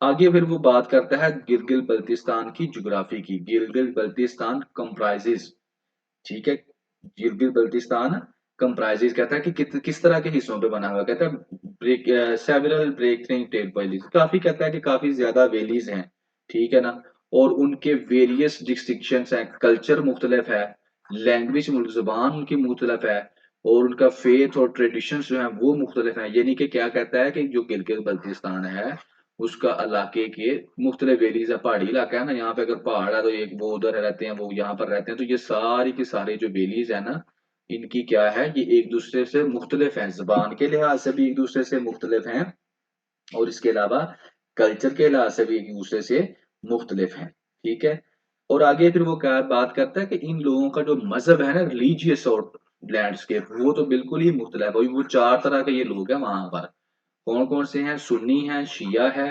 इस्माइलीज हैं और नूर बख्शी हैं। ये चार कैटेगरी के मजहब के लिहाज से यानी कि गिलगित बल्तिस्तान चार हिस्सों में तकसीम है। ठीक है जी, आगे जी, आगे वो कहता है कि जो पॉपुलेशन है ना वो मिक्स्ड है, मिक्स्ड पॉपुलेशन है वहां पर। मिक्स पॉपुलेशन कैसे है कि जो विलेजेस है ना, ठीक है ना, पॉपुलेशन वहां पर मिक्स्ड है, ठीक है ना, मिक्स पॉपुलेशन रहती है। और स्पेशली जो विलेजेस हैं वहां पर जो है लोग आपस में इंटर कम्युनल शादियां भी कर रहे हैं, वहां पर जो पीस भी है। जैसे कि वो अपनी मिसाल देता है कि मैं हुंजा के एक शहर से बिलोंग करता हूँ, एक विलेज से, और वहां पर क्या है कि जो सुन्नी कम्युनिटी है और शिया फैमिलीज हैं वो साथ साथ रहती हैं और कई दहाइयों से वो रहती हैं और किसी किस्म की कोई लड़ाई झगड़ा उनके दरमियान नहीं है। अब लड़ाई झगड़ा है कहाँ पर? वहां पर तो नहीं है। वो कहता है कि असल में जो गांव जो विलेज है वहां पे कोई लड़ाई झगड़ा नहीं है, वहां पे हालांकि 4 हिस्सों में तकसीम है लेकिन वहां पे कोई लड़ाई नहीं है। असल जो लड़ाई है ना वो अर्बन सिटीज के अंदर है, शहरों के अंदर है। वहां पर लोग आपस में एक दूसरे के साथ लड़ते हैं। क्यों? तो वहां पर जो है मान बहुत सारी कम्युनिटीज शहरों के अंदर रहती भी हैं, पैसे भी वहां पर कमाती हैं और नई नई जॉब्स भी करती हैं, यानी कि वहां पर फिर इनकी आपस में क्या है, मुख्तलिफ इश्यूज को लेकर क्या है लड़ाई होती है।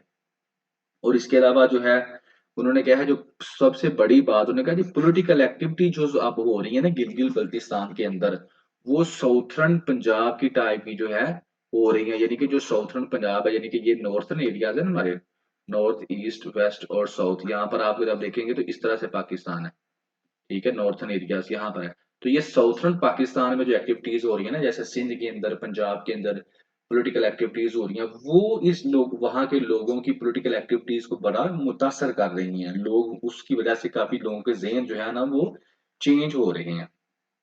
फिर आगे कहता है कि इसके अलावा जो दूसरे फैक्टर्स हैं गिलगित बल्तिस्तान के अंदर, वो पॉलिटिकल पोजीशन है, जो जिसकी वजह से क्या हो रहा है वहां पर पंगे पड़ रहे हैं लोग आपस में, जो है वो लड़ाइयाँ भी हो रही हैं। सिर्फ ये नहीं है, पॉलिटिकल पोजीशन से उसका मुराद है अ कॉन्स्टिट्यूशनल ब्लैक होल। जैसे मैंने आपको बताया था ना कि ये जो है कॉन्स्टिट्यूशनल पाकिस्तान का हिस्सा नहीं है। तो ये वाली जो चीज है ना, इससे भी क्या हो रहा है, पॉलिटिकल पोजीशंस के ऊपर अफेक्ट हो रहा है, क्योंकि ये एक डिस्प्यूटेड एरिया है पाकिस्तान का, ठीक है ना। तो जब ये वहां पर एक ये डिस्प्यूटेड एरिया शो हो रहा है, तो वहां पर क्या है कि ना तो सुप्रीम जो कॉन्स्टिट्यूशनल बॉडीज जो है वो है ही नहीं, जैसे कि ना तो नेशनल असेंबली है, ना सेनेट है, और ना सुप्रीम कोर्ट ऑफ पाकिस्तान की यहाँ पर रेटी नहीं है। क्यों? क्योंकि ये एक डिस्प्यूटेड एरिया है। डिस्प्यूटेड क्यों है? क्योंकि हमने उसको कॉन्स्टिट्यूशन अपना हिस्सा ही नहीं बनाया। क्यों नहीं बनाया? क्योंकि कश्मीर की वजह से हम कहते हैं नहीं जी, थोड़ा वेट कर लेते हैं, ठीक है ना। तो यहाँ पर फिर क्या है, ना तो नेशनल असेंबली, ना सेनेट, ना सुप्रीम कोर्ट जो हमारे हैं पाकिस्तान के, वो क्या है, वहां पर उनके रिलेशंस जो हैं वो इतने कारआमद नहीं हैं। अब वो आगे ये बात करता है कि पहले बात और थी। पहले ये था कि वहां पर लोग जो थे वो इतने पढ़े लिखे नहीं थे, अनएजुकेटेड लोग वहां पर रहते थे, तो ये काम चल जाता था। लेकिन अब आहिस्ता आहिस्ता क्या हो रहा है, पॉलिटिकल लोगों के दरमियान लोगों में पॉलिटिकली अवेयरनेस आ रही है, जिसकी वजह से क्या हो रहा है, लोग एजुकेटेड हो रहे हैं, मोर एजुकेटेड हो रहे हैं। जो नई नस्ल यूथ है उनको बड़ी अवेयरनेस आ रही है, ठीक है ना, they become intellectually intellectually improve हो रहे हैं। और इस वजह से क्या हो रहा है, अब वो क्या कर रहे हैं, डिमांड करते हैं। क्या डिमांड करते हैं? A constitutional status of Gilgit Baltistan. अब वो ये सारे, यानी कि पहले लोग इतने अंडर अनएजुकेटेड थे, तो काम चल रहा था, वो खामोश थे, अपनी जिंदगी गुजार रहे थे। लेकिन अब जो नई नस्ल आई है वो एजुकेटेड है, और इसके अलावा उनकी एजुकेशन बेहतर हो गई है, उनको पॉलिटिकली उनको बस समझ, पॉलिटिकल एजुकेशन उनकी बेहतर हो गई है, जिसकी वजह से अब उन्होंने डिमांड कर दिया है कि कॉन्स्टिट्यूशनल स्टेटस दिया जाए किसको, गिलगित बल्तिस्तान को। आगे की, आगे वो ये कहता है कि जो सेक्टेरियन डिफरेंसेस हैं ये क्या है, adverse statement for popular religious leaders.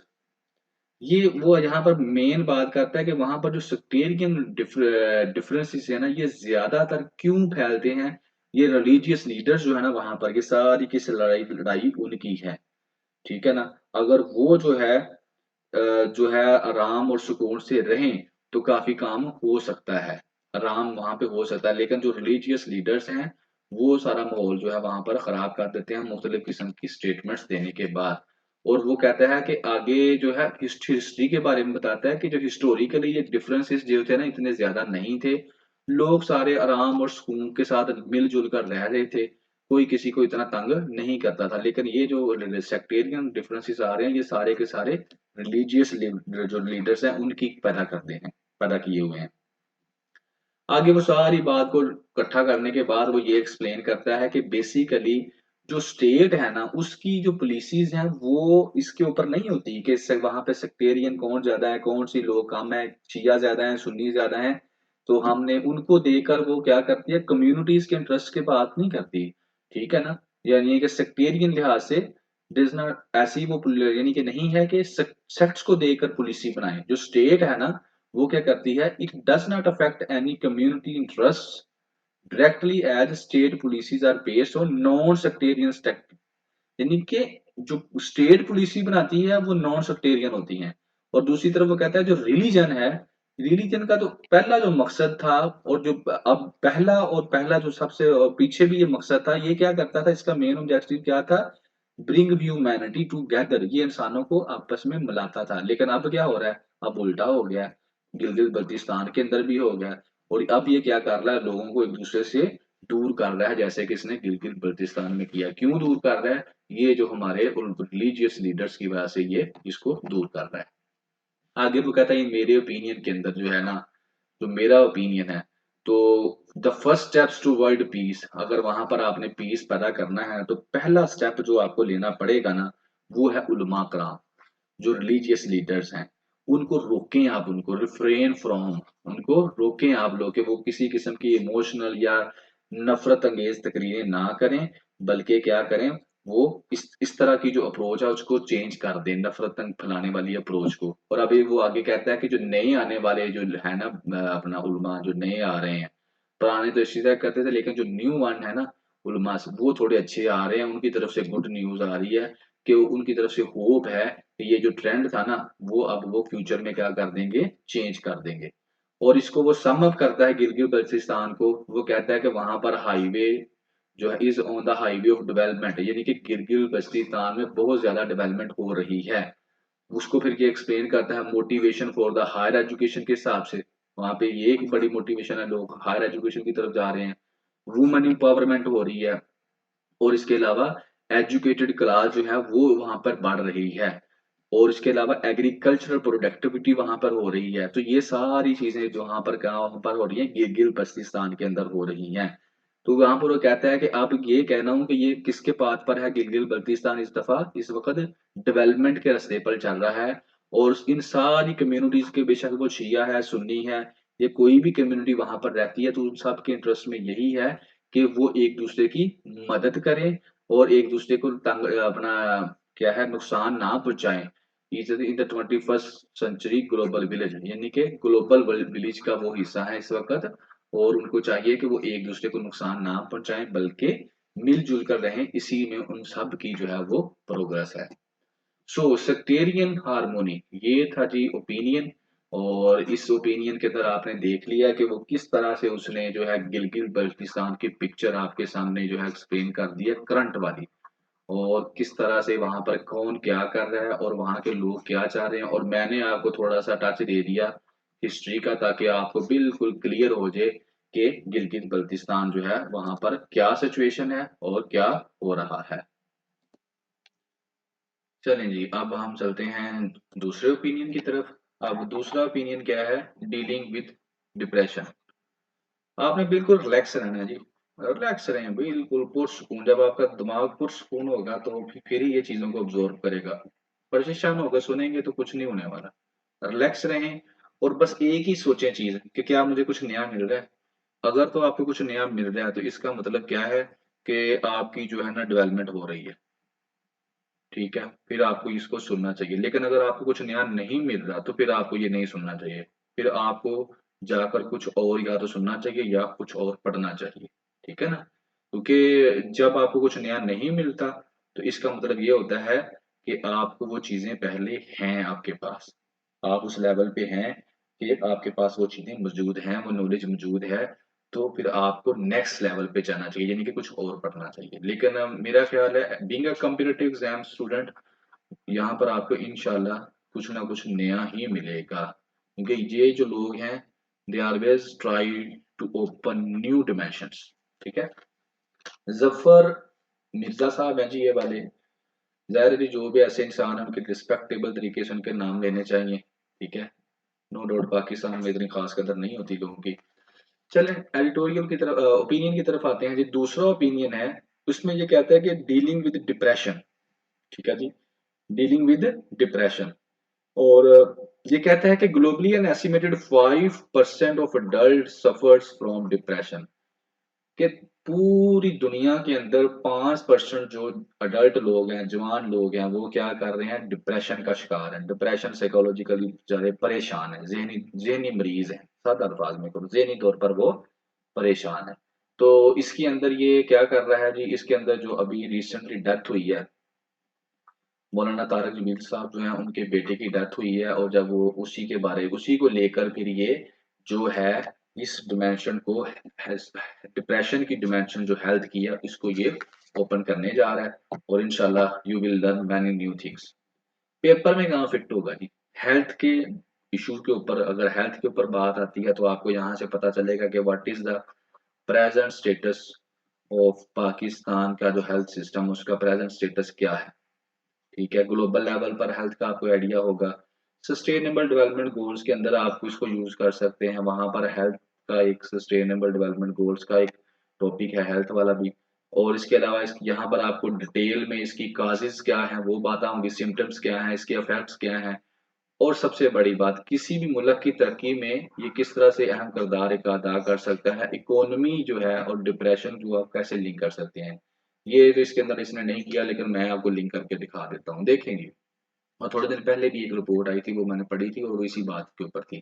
Conclude करके आपको बता देता हूँ, और उसकी कंक्लूजन ये है कि जब आप एक मुल्क में 100 लोग रहते हैं, ठीक है? और एक एग्ज़ाम्पल देता हूँ, एक मुल्क में उनमें से 5 लोग ऐसे हैं जो ज़हनी मरीज़ हैं, और दूसरे मुल्क में 25 लोग ऐसे हैं जो ज़हनी मरीज़ हैं। और जब फिर बकाया यहाँ पर कितने लोग रह गए, 95 काम करने वाले, और यहाँ पर 75। अब आप ऑटोमेटिकली देख लें कि जब 75 अच्छे लोग जो ज़हनी तौर पर काबिल हैं, वो काम करें, और दूसरी तरफ एक तरफ 95 करें और दूसरी तरफ 75 कर रहे हैं, तो अल्टीमेटली जो एक मुल्क है वो बी मुल्क से ज़्यादा तरक्की करेगा। सिंपल सा रूल है, कोई इसमें इतनी बड़ी बात नहीं है। तो अगर हमारे मुल्क में ज़्यादा लोग डिप्रेस रहेंगे तो क्रिएटिविटी नहीं होगी जिस तरह अब नहीं हो रही। लोग परेशान हैं, इकोनॉमी को लेके, हालात को लेके तंग हैं। जो उनके खाने-पीने की ज़रूरियत पूरी नहीं हो रही, तो क्या वो रिसर्च क्या करेंगे और नई-नई चीज़ें क्या निकालेंगे? हमेशा वेस्ट की तरफ से क्यों अच्छी-अच्छी चीज़ें आती हैं? बिकॉज़ दे आर सफिशिएंट, उनको अच्छी सहूलतें मिल रही हैं, और वो आगे नई-नई चीज़ें एक्सप्लोर करते हैं। तो आप इस डायमेंशन में आप इसको फिट करें, लिखें, अच्छी इंग्लिश में लिखें, और अच्छे मार्क्स हासिल करें ऐसे में। और करंट अफेयर में नो डाउट आप पाकिस्तान अफेयर, करंट अफेयर कोई भी टॉपिक है वहाँ पर आप इनको फिट करें। चलिए नहीं, शुरू करते हैं। वो कहता है कि there are wounds that never show on the body, कहता है ऐसे जख्म भी होते हैं जो जिस्म पर नजर नहीं आते। और ये किसने कहा था, लॉरेल के हैमिल्टन ने, कि there are wounds that never show on the body, ऐसे भी जख्म होते हैं जो जिस्म पर नजर नहीं आते। कहाँ पर होते हैं, दिमाग पर होते हैं जी, जहन पर होते हैं, और जिनको हम कहते हैं साइकोलॉजी। ठीक है, चलें जी शुरू करते हैं। कहते हैं कि आसम जमील बेटा था मौलाना तारक जमील साहब का, और वो उसकी तकरीबन जो 30 ईयर्स की उसकी एज थी, और उसने अपने आप को कुछ दिन पहले कत्ल कर लिया। मौलाना तारक जमील साहब एक रिलीजियस लीडर है, हमारे रिनाउंड रिलीजियस लीडर हैं पाकिस्तान के, और ये वाकया जो है उनके साथ ये पेश आया है पाकिस्तान, इस पैरे के अंदर यही है। आगे चल के वो कहता है कि उसके जो बड़े भाई हैं, अब यहाँ पर बड़े भाई जो हैं उसके लड़के के, उनके साथ जो है बात हुई, तो उन्होंने फिर एक रिलीज किया वीडियो मैसेज, जो सोशल मीडिया के ऊपर एक वीडियो मैसेज रिलीज किया है। और उस वीडियो मैसेज के अंदर उसने बताया है कि जो है उनको डिप्रेशन था। ठीक है, और वो कब से है, वो तब से जब उनकी एज तकरीबन 13 साल थी, तो उस वक्त से उनको डिप्रेशन था। और अभी के लिए वो कह रहे हैं कि क्या हुआ, आसम ने क्या किया, सिक्योरिटी गार्ड से गन ली है और अपने आप को शूट कर लिया, अपनी चेस्ट के ऊपर, सीने के ऊपर गोली मार ली है। ठीक है, और उसका जो भाई है वो उसने एक्सप्लेन किया है। वो बताता है कि पिछले 6 महीनों से जो है वो डिप्रेशन में थे, बहुत ज़्यादा परेशान थे ज़हनी तौर पर, और उनका इलाज जो है वो अंडर प्रोसेस था, करवा रहे थे, और उनको इलेक्ट्रिक शॉक का ट्रीटमेंट दिया जाता था। यानी कि उनको इलेक्ट्रिक शॉक्स जो है वो लगवाए जाते थे, ये उनका क्या था, इलाज चल रहा था। ये सब उन्होंने कहा है। आपको कॉन्टेक्स्ट समझ आ गया होगा स्टोरी का कि जी वाकया क्या हुआ है।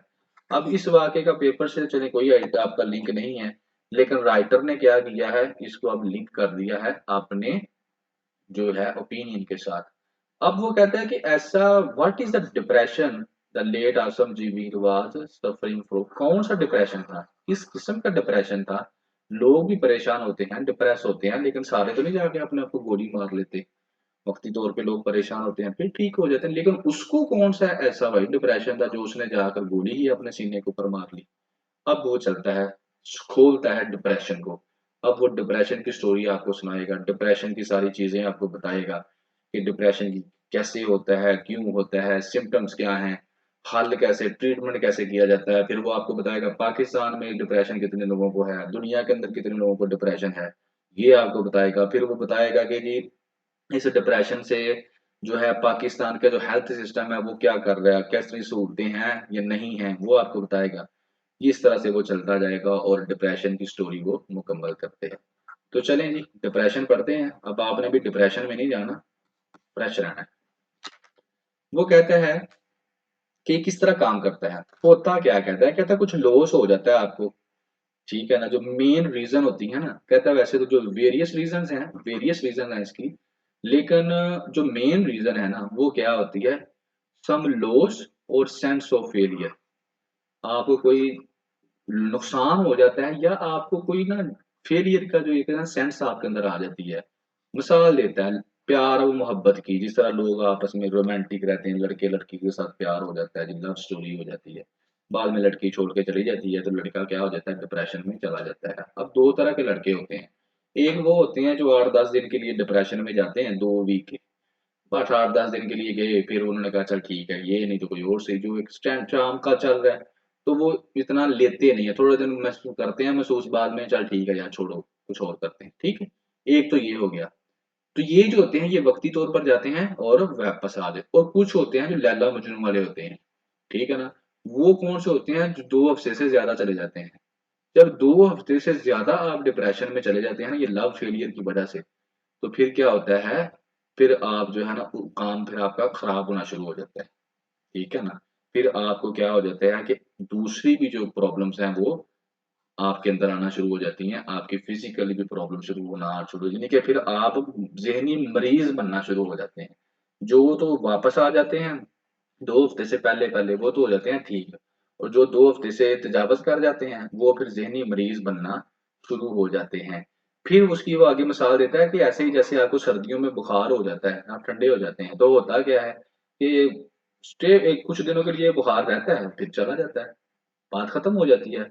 लेकिन अगर यही बुखार जो है ना जाए, तो फिर क्या है, अगर तो यही बुखार रेस्पिरेटरी यानी कि सांस की प्रॉब्लम का जो है, रेस्पिरेटरी ट्रैक्ट, सांस की जो नाली है वहां पर इंफेक्शन करवा दे, जिस तरह लोग अक्सर पंजाबी में बोलते हैं कि मेरी छाती पर रेशा हो गया, ठीक है, तो वो काम करवा दे, तो फिर थोड़ा सा ट्रीटमेंट जो है आपका क्या हो जाता है, थोड़ा सा लंबा हो जाता है।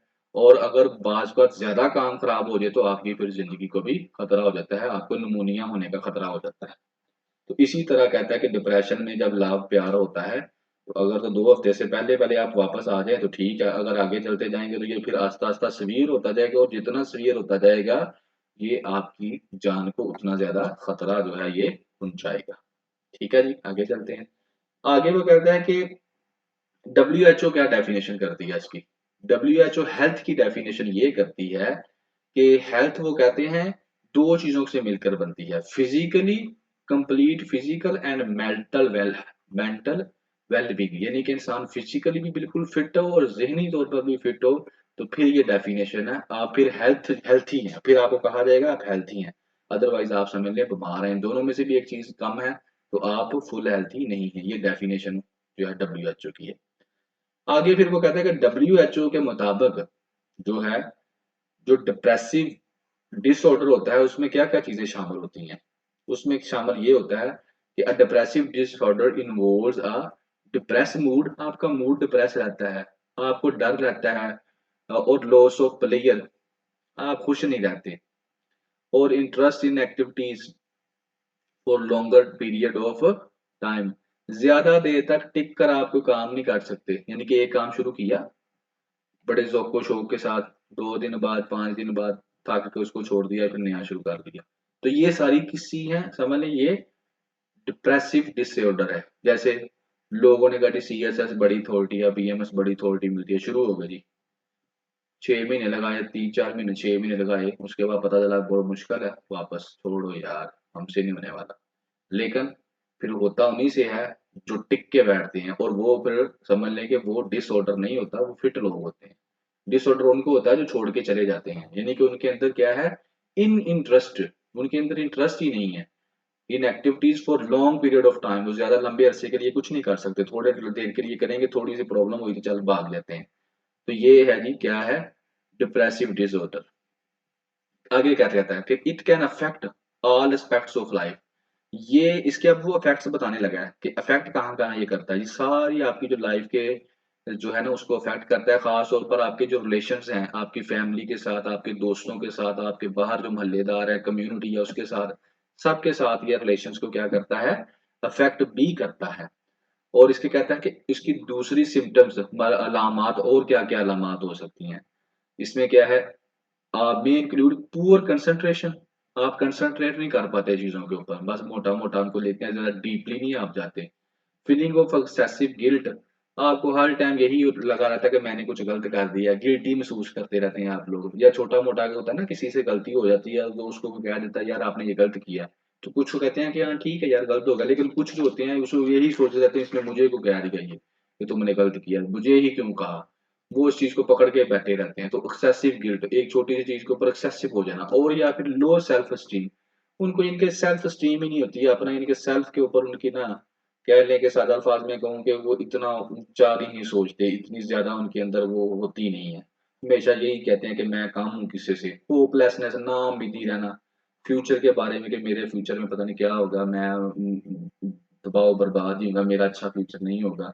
तो होपलेसनेस रहना फ्यूचर के बारे में। आगे कहता है थॉट ऑफ डाइंग और सुसाइड, इस तरह के ख्यालात आना, मरने के ख्यालात आना, खुदकुशी करने के ख्यालात आना। और लॉस ऑफ और डिसरप्ट स्लीप, नींद ना आना। एप्टीटाइट ऑफ वेट, वेट का कम हो जाना। फीलिंग वेरी टायर्ड, थके रहना, लो एनर्जी रहना। अ पर्सन फ्रॉम डिप्रेशन, और वो क्या कहते हैं, आइसोलेशन को प्रेफर करते हैं, अकेला रहना पसंद करते हैं, लहदा-लहदा बिल्कुल रहते हैं, किसी के साथ मिलकर रहना पसंद ही नहीं करते। तो ये सारी की सारी उसने आपको सिम्पटम्स बता दी हैं, और इन सिम्पटम्स से आपको आइडिया हो सकता है कि ये बंदा जो है इसकी नेचर क्या है, इसकी जो है पर्सनैलिटी क्या है। आगे फिर वो जो डिप्रेसिव एपिसोड है ना, डिप्रेसिव की, उसको क्या करता है, कैटेगराइज़ करता है। ठीक है, कहता है ये ना कैटेगराइज़ करता है एज़ माइल्ड और मॉडरेट टू, माइल्ड, मॉडरेट और सीवियर। इसके अंदर इसको क्या करता है, वो कैटेगराइज़ करता है कि एक तो ये, फिर ये, कि सीवियर तो नहीं है बहुत ज़्यादा, ये थोड़ा-थोड़ा है। इसकी अब वो आपको कैटेगरीज़ जो है वो बताने लगा है। Depending on the number of severity of symptoms, symptoms के ऊपर ये डिपेंड करता है कि उसके ऊपर सिम्पटम्स उसको कितनी है। सिंगल एपिसोड के अंदर वो कहता है कि डिप्रेसिव डिसऑर्डर जो होते हैं ना, उनका क्या किया जा सकता है, इलाज किया जा सकता है। ठीक है ना? लोगों को जो है बेहतर किया जा सकता है उसके अंदर। और इसी तरह से दूसरे होते हैं उनमें जो है ज़्यादा जो है वो प्रॉब्लम्स सामने आती हैं। बाइपोलर डिसऑर्डर की एक बात करता है, बाइपोलर डिसऑर्डर सादा अल्फाज में मैं आपको समझा देता हूँ कि एकदम से ऐसे लोग होते हैं कि वो उनको आप जो मर्ज़ी कहते रहें वो गुस्सा नहीं करते, लेकिन कभी-कभी वो क्या करते हैं, एकदम से गुस्से में आ जाते हैं, एकदम से ठंडे हो जाते हैं। ये नहीं कि उनका बैलेंस नहीं रहता, बैलेंस आउट ही रहता है। तो ऐसे लोगों को कहते हैं बाइपोलर डिसऑर्डर, इसका नाम रखा गया है। आगे आ जाएँ जी। कहता है कि जो डिप्रेशन है ना, is on the rise, rise के ऊपर है, दुनिया में ये बढ़ता ही जा रहा है। और ग्लोबली जो है ये कहता है ये डिप्रेशन है, इसका वो बताता है कि 5% है पूरी दुनिया में जो अडल्ट हैं उनको, 5% को है। पाकिस्तान की अगर वो बात करें तो कहता है 1990 के अंदर पाकिस्तान में, जो पाकिस्तान का जो रैंक था वो 22nd था among the leading 25 cause of disability adjust life years. 25 जो काजेज थी ना डिसेबिलिटी की, disability adjust for life years, उसके अंदर जब रैंक किया गया पाकिस्तान को, तो पाकिस्तान का 22nd था 1990 के अंदर। अब जब 2019 आया तो पाकिस्तान ने जंप मारा है जी, उल्टे कामों में हम अच्छा जंप मारते हैं, डिप्रेसिव डिसऑर्डर उसमें इन्होंने जंप मारा है, और हम 16वें नंबर पर चले गए हैं। ठीक है ना? और इसके अलावा वो कहता है कि जो 50% होती है ना, is about 50% more common in women. औरतों में ये मर्दों से ज्यादा होता है। क्यों? और औरतों में ये कहता है कि 50% जो है ना, औरतों में ये ज्यादा होता है मर्दों की निस्बत। और ग्लोबली वो कहता है हर 4 औरतों में से एक औरत को क्या है, जो 1 in 4 women suffer from pregnancy और चाइल्ड बर्थ रिलेटेड डिप्रेशन। इस तरह के डिप्रेशन, यानी कि बच्चे की पैदाइश हो जाना, प्रेगनेंसी हो जाना, पैदाइश से पहले, पैदाइश के बाद, इस तरह के जो है ना खतरे जो होते हैं ना, उनको सोच सोच के वो डिप्रेशन में ही रहती हैं। तो ये भी एक क्या है, इसकी वजह भी है जिसकी वजह से वुमेन्स के अंदर की डिप्रेशन ज्यादा पाया जाता है। आगे वो कहता है कि ये जो डिप्रेशन है ना, डिसऑर्डर इज अ ट्रीटेबल, ये ट्रीटेबल है, इसको हम ट्रीट कर सकते हैं। इसका ट्रीटेबल कंडीशंस हैं, इसको हम इसका इलाज कर सकते हैं। अब इलाज करने में भी वो कहता है कि दो चीजें हैं। एक है माइल्ड डिप्रेशन, थोड़ा बहुत जो होता है नॉर्मल कंडीशन वाला। इसमें क्या किया जाता है, इसके अंदर थेरेपी की जाती है, और थेरेपी और साइकोथेरेपी की जाती है, जो कि एक ट्रेन आदमी करता है। ठीक है ना, कोग्निटिव बिहेवियर थेरेपी जो होती है वो की जाती है, और थेरेपी और साइकोथेरेपी की जाती है जो कि ट्रेन्ड पर्सन करता है, और उससे क्या हो जाता है, इसका हल हो जाता है अगर आपके पास माइल्ड डिप्रेशन है। दूसरा है मॉडरेट टू सीवियर डिप्रेशन। अगर ये वाला डिप्रेशन है ना आपको, तो फिर क्या है कि आपको फिर हाई इंटेंसिटी जो है ना साइकोलॉजिस्ट इंटरवेंशन, यानी कि आप फिर अगली स्टेज पे फॉल करते हैं। ठीक है ना, और इसको करने के लिए इसका इलाज जो है 6 6 महीने तक भी चलता है, लॉन्ग टर्म आपको इलाज करवाना पड़ता है। इसके मेडिसिन के साइड इफेक्ट्स भी हो सकते हैं, ये भी आपने ध्यान में रखना है। और ये एक जो कहता है कि प्रोफेशनल सुपरवाइजर है, उसकी टेकन अंडर स्पेशल सुपरवाइजर जो है ना, उसकी जो है सुपरविजन में आप लोगों ने क्या करना है, कोई भी मेडिसिन लेनी है तो उसकी सुपरविजन में आपने इस्तेमाल करनी है। आगे वो कहता है कि बाज़ का ऐसे होता है कि ये सारी काम है ना, साइकोथेरेपी और मेडिकेशन ये काम नहीं करती, तो फिर आपको करनी पड़ती है ईसीटी। ईसीटी होती है इलेक्ट्रोकन्वल्सिव थेरेपी, इसकी अब्रीविएशन है। इसको वो कहते हैं इलेक्ट्रिक शॉक, सादा अल्फाज में। जो इलेक्ट्रिक शॉक दिए जाते हैं, जो मौलाना तारा जमील के लड़के को दिए जाते हैं, यानी कि वो भाई अगली स्टेज पे फॉल कर रहा था। यानी कि एक तो ये थी ना मिड स्टेज, वहां से भी नहीं कर रहा था, और आगे थी वो दूसरे वाली स्टेज जिसमें मॉडरेट स्टेज थी दूसरी वाली। तो जो इस स्टेज पे भी जिनका काम है ना, वो उसको फिर इस स्टेज पे ले जाते हैं, फाइनल स्टेज पे, जहाँ पे जाके आपको झटके लगवाए जाते हैं बिजली के। तो मौलाना तारा जमील साहब का बेटा इस स्टेज पे था। ठीक है ना, it is ECT refer to इनको, यानी कि सादा अल्फाज में हम क्या कहते हैं, इलेक्ट्रिक शॉक कहते हैं ईसीटी को। आगे जी, आगे वो कहता है कि जो है बेसिक जो है ना, लैक ऑफ अवेयरनेस है लोगों के दरमियान, और अंडरस्टैंडिंग नहीं है लोगों को मेंटल डिसऑर्डर के मुताबिक। इसकी में हमने एक एडिटोरियल भी लास्ट टाइम जो है इधर डिस्कस किया था डान के अंदर ही। वहां पे भी एक रिपोर्ट आई थी, उसके अंदर भी डिसऑर्डर की बात हो रही थी कि पाकिस्तान में लोगों को है साइकोलॉजिकल प्रॉब्लम है। तो ये कहता है कि पाकिस्तान में जब लोगों को ये होती है ना, तो उनको हम साइकेट्रिस्ट के पास नहीं लेके जाते, उनको हम लेके जाते हैं दम दरूद करने वाले बाबू के पास। बाबा जी उसको मारते हैं, चपेड़े मारते हैं, उसको सोटियां छितर मारते हैं, उसका जिन निकालते हैं, क्योंकि हम कहते हैं जी इसके अंदर आ गया है जिन। लड़कियों के बाल खींचते हैं और बड़ा कुछ करते हैं। लेकिन उनको मसला होता है ये मेंटल डिसऑर्डर का, और मेंटल डिसऑर्डर तो हमने कभी सुना ही नहीं, ये क्या चीज होती है।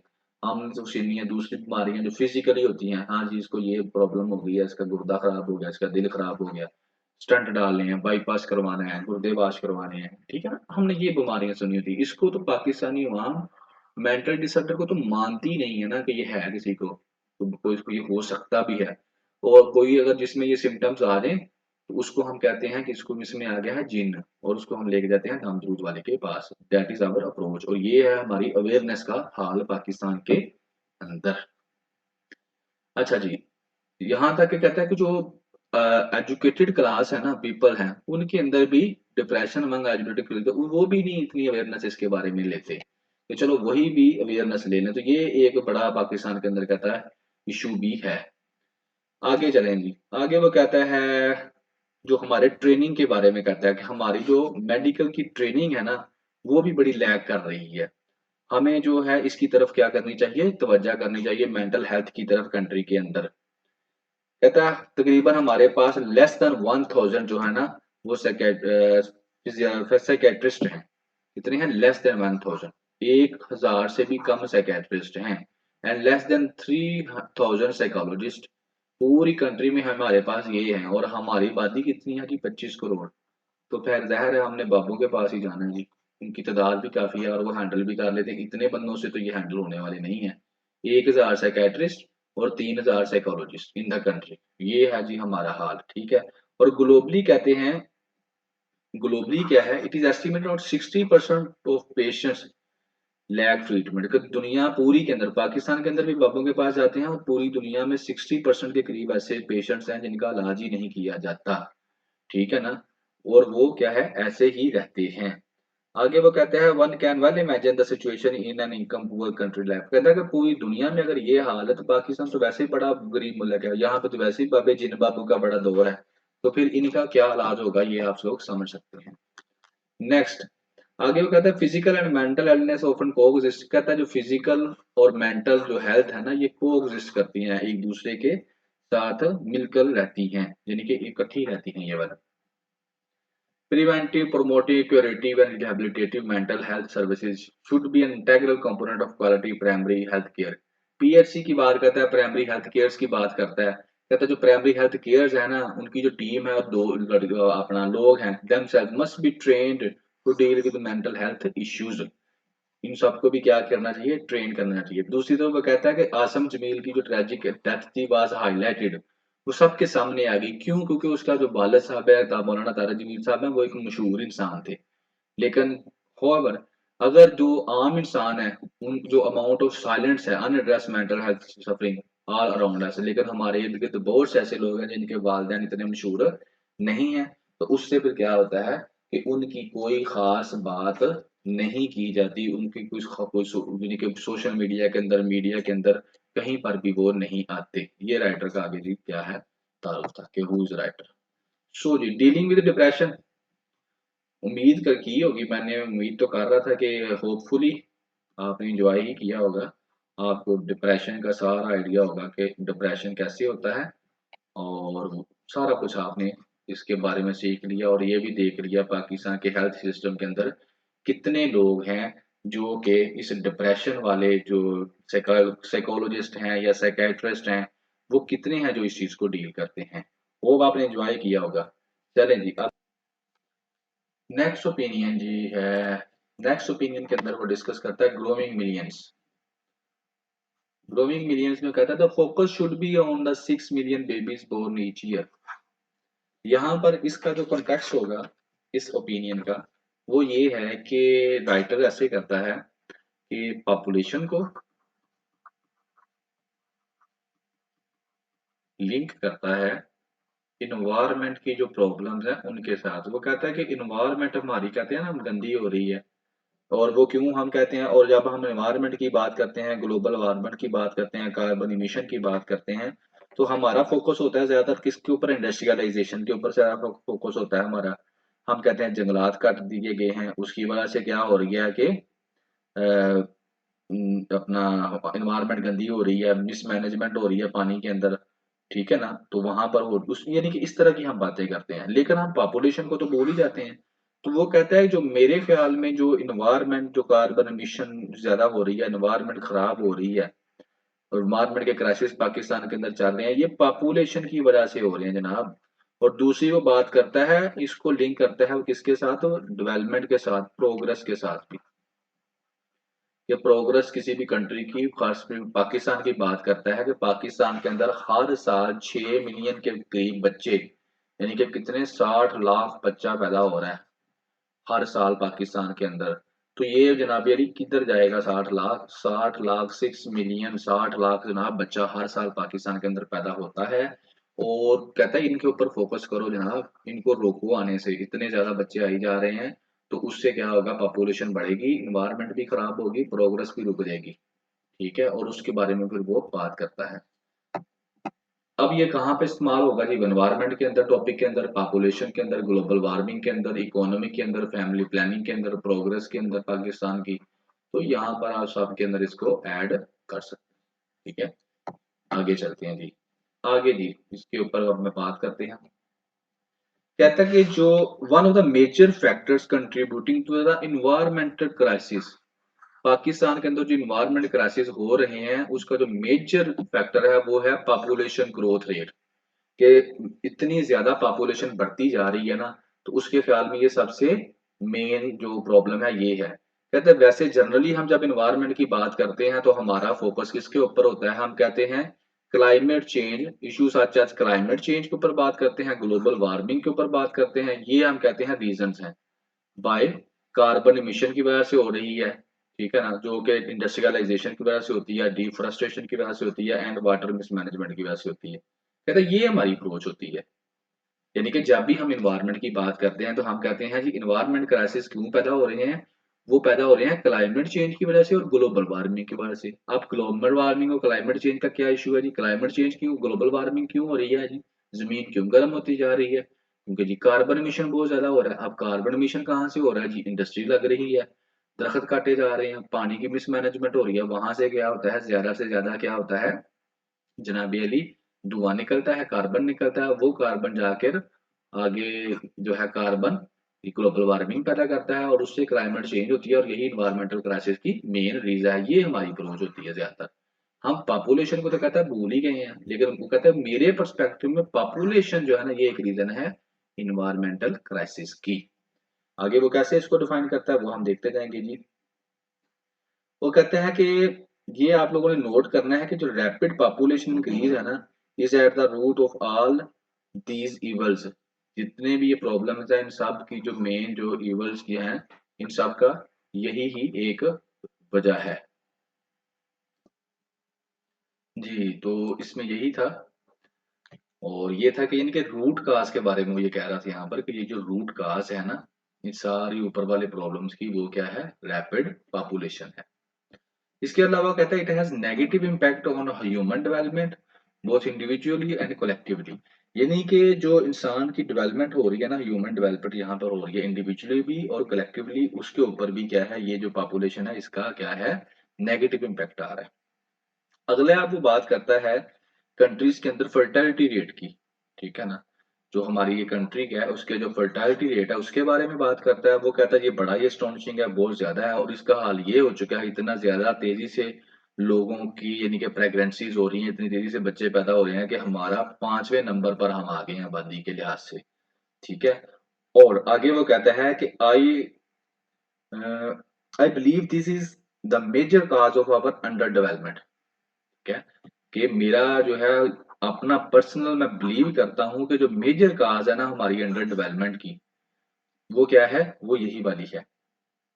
क्योंकि कहता है कि it is not possible to meet basic needs of the whopping number who constitute Pakistan today plus 6 millions और who join their ranks every. कहता है कि अभी जो है पाकिस्तान की जो आबादी अभी है 25 करोड़, हमारे पास तो उनकी ज़रूरत पूरी करने के लिए पैसे नहीं हैं, तो जो हर साल 6 मिलियन 60 लाख और बच्चा इसके अंदर शामिल हो जाएगा, तो उनको हम लोग कहाँ से जो है उनकी ज़रूरत पूरी करेंगे? तो ये एक बड़ी अहम चीज़ है जो उसने नोट की है। फिर वो आगे बात करता है सेंसस इन 2023 यानी कि जो मरदमशुमारी 2023 के अंदर हुई है, उसकी बात वो करता है कि कहता है कि हमारी पॉपुलेशन कितनी है 241 मिलियन है और कितना इंक्रीज़ हुआ 33 मिलियन 6 साल के अंदर। तो सिंपल सी कैलकुलेशन है 33 तक़सीम 6 आप कर लें, तो आपको 5 पॉइंट समथिंग मिल जाएगा या हाँ जी 5 पॉइंट समथिंग जिसको वो उसने राउंड करके 6 मिलियन कह दिया है। तो यहाँ से उसने अंदाज़ा लगा लिया है कि जो है जस्ट 6 ईयर यानी कि जो पिछली 2017 में मरदमशुमारी हुई थी, सेंसस हुई थी और उसके बाद 2023 में जो सेंसस हुई थी, तो कितना फ़र्क पड़ा 33 मिलियन लोगों का फ़र्क पड़ गया। तो वो कहता है कि ग्रोथ कितनी है 2.55% पे है, ये जो है और वो कहता है ये बड़ी ही ड्रास्टिक चीज़ है फॉर द कंट्री। और आगे जो है वो इस ग्रोथ रेट के ऊपर ही बात करते-करते आगे यहाँ पर वो कहता है थॉमस मैथ्यू की थ्योरी है। ये जिन लोगों ने सीएसएस के अंदर ज्योग्राफी का सब्जेक्ट पढ़ा होगा, geography as a optional subject रखा होगा, तो वहाँ पर ये थ्योरी जो है ये पॉपुलेशन के टॉपिक के अंदर पेपर 2 के अंदर है। ज्योग्राफी पेपर 2 में जो बीएमएस का पेपर 2 का पेपर है, उसके अंदर ये वाली थ्योरी अवेलेबल है पॉपुलेशन और सीएसएस के अंदर भी है। ये क्या कहती है? ये कहती है थॉमस मैथ्यू की थ्योरी कि 7 अल्फाज में ये थी कि जनाब अली ये कहता था कि जो आने वाला वक़्त है ना उसमें ये होगा कि फूड कम हो जाएगी और लोग ज़्यादा हो जाएँगे, आबादी ज़्यादा हो रही है तो खाना जो है वो पूरा नहीं पड़ेगा तो लोगों का क्या पड़ेगा यानी कि लोग मरेंगे भूख से। लेकिन 2 नोट जो है उसकी जो ये है पेशन गोई विद पैसेज ऑफ टाइम गलत साबित होगी क्योंकि उस वक़्त ग्लोबलाइज़ेशन नहीं थी, ये कोई 18th की जो है थ्योरी है, 18वीं सदी की आई थिंक सो 18वीं या 19वीं सदी की, तो अब 21st सेंचुरी है। तो आजकल जिस तरह से हम ब्रॉयलर मुर्गी पैदा कर रहे हैं, अंडे पैदा कर रहे हैं, जेनेटिक इंजीनियरिंग कर रहे हैं, तो ये चीज़ें तब अवेलेबल नहीं थी। तो ये उस वक़्त की उसकी थ्योरी है। लेकिन फिर भी वो कहता है कि अगर this pattern continue for too long then famine conflict and epidemic intervene to the restore the balance. कहता है लेकिन फिर भी अगर यही इसी तरीके से इतनी स्पीड के साथ लोगों की आबादी बढ़ती रही और खुराक की कमी होती रही तो फिर क्या होगा, फमाइन कहत पड़ेगा, कॉन्फ्लिक्ट लड़ाइयाँ होंगी और एपिडेमिक जिस तरह से कोविड आया, कोविड अजीबोगरीब किस्म की बीमारियां जो है वो पैदा होंगी बैलेंस करने के लिए तो वो लोगों को मर जाएंगे लोग, तो फिर जितनी आप लोग की सहूलियात होंगी उसके मुताबिक बकाया रह जाएंगे। नेक्स्ट फिर वो आगे जो है वो फिर फर्टिलिटी रेट को ही डिस्कस करता है टुडे के, आज का जो फर्टिलिटी रेट है उसी के बारे में वो बात करता है। वो कहता है कि जो डाटा है वो ये बता रहा है कि 3.6 जो है वो स्टैंड कर रहा है प्रोडक्टिव जो औरतें हैं जो वुमेन मैरिड हैं तो कितना है 3.6 जो होना चाहिए 1.9, ठीक है ना। And if we want to our पापू अगर हम बैलेंस कितने पे होगा 1.9 पे और एग्जिस्ट कहाँ पर कर रहा है 3.6% पर। और इसके बाद वो आगे कहता है कि तकरीबन कंट्रासेप्टिव की बात करते हैं, जो कंट्रासेप्टिव आपको कहते हैं प्रीवेलेंस कंट्रासेप्टिव होती है जो शादीशुदा मर्द या औरतें इस्तेमाल करती हैं चीजें, उनमें टैबलेट्स भी हो सकती हैं, उसमें कॉन्डम भी हो सकता है या कोई भी ऐसी चीज जिससे यानी कि प्रेगनेंसी ना हो तो वो कंट्रासेप्टिव की कैटेगरी में आ जाती है जो कंसीव नहीं होने देती, ठीक है ना। तो कहते हैं 34% पे रेट है, तो 34% लोग जो इनकी यूज कर रहे हैं और उनमें से भी 10% वो वाले हैं जो यूज तो कर रहे हैं लेकिन उनका जो मेथड्स है ना वो कन्वेंशनल है, रिलायबल नहीं है, बस ऐसे ही जो है वो मुख्तलिफ किस्म के तजर्बे करते रहते हैं तो जिससे प्रेगनेंसी ना हो, रिलायबल मेथड्स नहीं है उनके ऊपर। तो आगे कहता है कि 17% वो वाले लोग हैं जो कि क्या है children but not have access to, यानी कि ऐसे कपल्स हैं 17% हैं जो चाहते हैं कि हम फैमिली प्लानिंग करें क्योंकि हमारे बच्चे 2 3 4 जितने हमें चाहिए थे वो हो चुके हैं। So night no we need family planning, तो वो करना चाहते हैं लेकिन उनको एक्सेस ही नहीं है, कंट्रासेप्टिव जो चीजें हैं उनको उनकी एक्सेस ही नहीं मिलती, उनको वहां तक पहुंच ही नहीं पाते, ठीक है ना। तो ये कहता है यहाँ पर वो कहता है कि जो गवर्नमेंट है वो फेल हो चुकी है इन सारे कामों में due to lack of political will और करप्शन एंड इन एपिटाइट, यानी कि एक तो पॉलिटिकल विल ही नहीं है, जो हमारी लीडरशिप है वो चाहती नहीं है कि हम जो है ना कोई ऐसा काम करें, और दूसरा करप्शन, ये दोनों चीजों को मिलकर क्या हो रहा है, हम लोग फेल हो चुके हैं कंट्रोल करने में पॉपुलेशन को। यहाँ पे आप देख रहे हैं कि पॉपुलेशन की सारी चीजें उसने बड़े डीपली अंदाज में एक्सप्लेन कर रहे हैं, ठीक है ना। आगे आ जाए, आगे वो फैमिली प्लानिंग की बात करता है कि relationship between family planning and the empowerment of women, वो यहाँ पर ये रिलेशन करता है कि किस तरह से जो वुमेन है वो एम्पावर होगी। यहाँ पे देखिए आप वुमेन राइट्स की बात कर सकते हैं कि किस तरह से वुमेन राइट्स जो है वो यानी कि वुमेन राइट्स प्लस जो वुमेन है वो किस तरह से जो मुल्क की तरक्की में अहम किरदार अदा कर सकती है, और उसकी एक आप ये भी बयान कर सकते हैं फैमिली प्लानिंग, ये फैमिली प्लानिंग अगर आप करेंगे तो उनके ऊपर बच्चों का बर्डन कम होगा, उनकी सेहत ठीक रहेगी और वो काम करेंगी और काम करके मुल्क की तरक्की में अपना किरदार अदा कर सकेंगी। लेकिन अब कहते हैं कि यहाँ पर अब पाकिस्तान में क्या है, यहाँ पर लड़का चाहिए जी, लड़का, बेटा, सन्स आर बोर्न, जब तक ये पैदा नहीं ना होंगे क्योंकि ये क्या है स्टेटस है किसका, सिंबल है फैमिली का। तो जब तक बेटा पैदा नहीं होता तब तक क्या होना चाहिए, तब तक वो बच्चे पैदा करते रहते हैं जितनी मर्जी लड़कियां हो जाएं। हाँ ये होगा तो स्टॉप होंगे। तो ये है मेंटालिटी, और ये मेंटालिटी वो कहता है कि सिर्फ और सिर्फ एक पढ़े अनपढ़ लोगों में नहीं बल्कि पढ़े लिखे एजुकेटेड लोगों में है। और मैं अगर अपनी बात करूं तो हमारा जो नेबर है दे हैव सेम अप्रोच, उनकी आई थिंक सो 7 बेटियां हो गई थी और बेटा अभी भी नहीं हुआ था, अब 8वें नंबर पर उनका एक बेटा हुआ है, नो दे स्टॉप।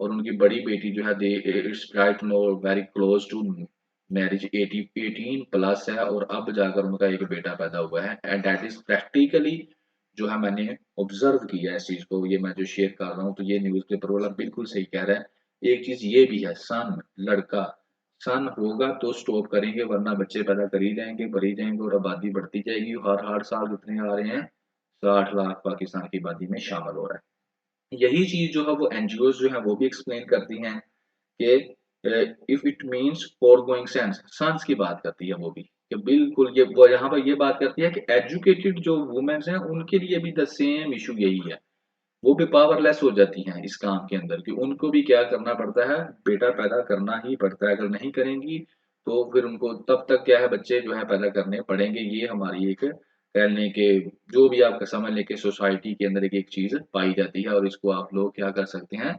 इग्नोर नहीं कर सकते।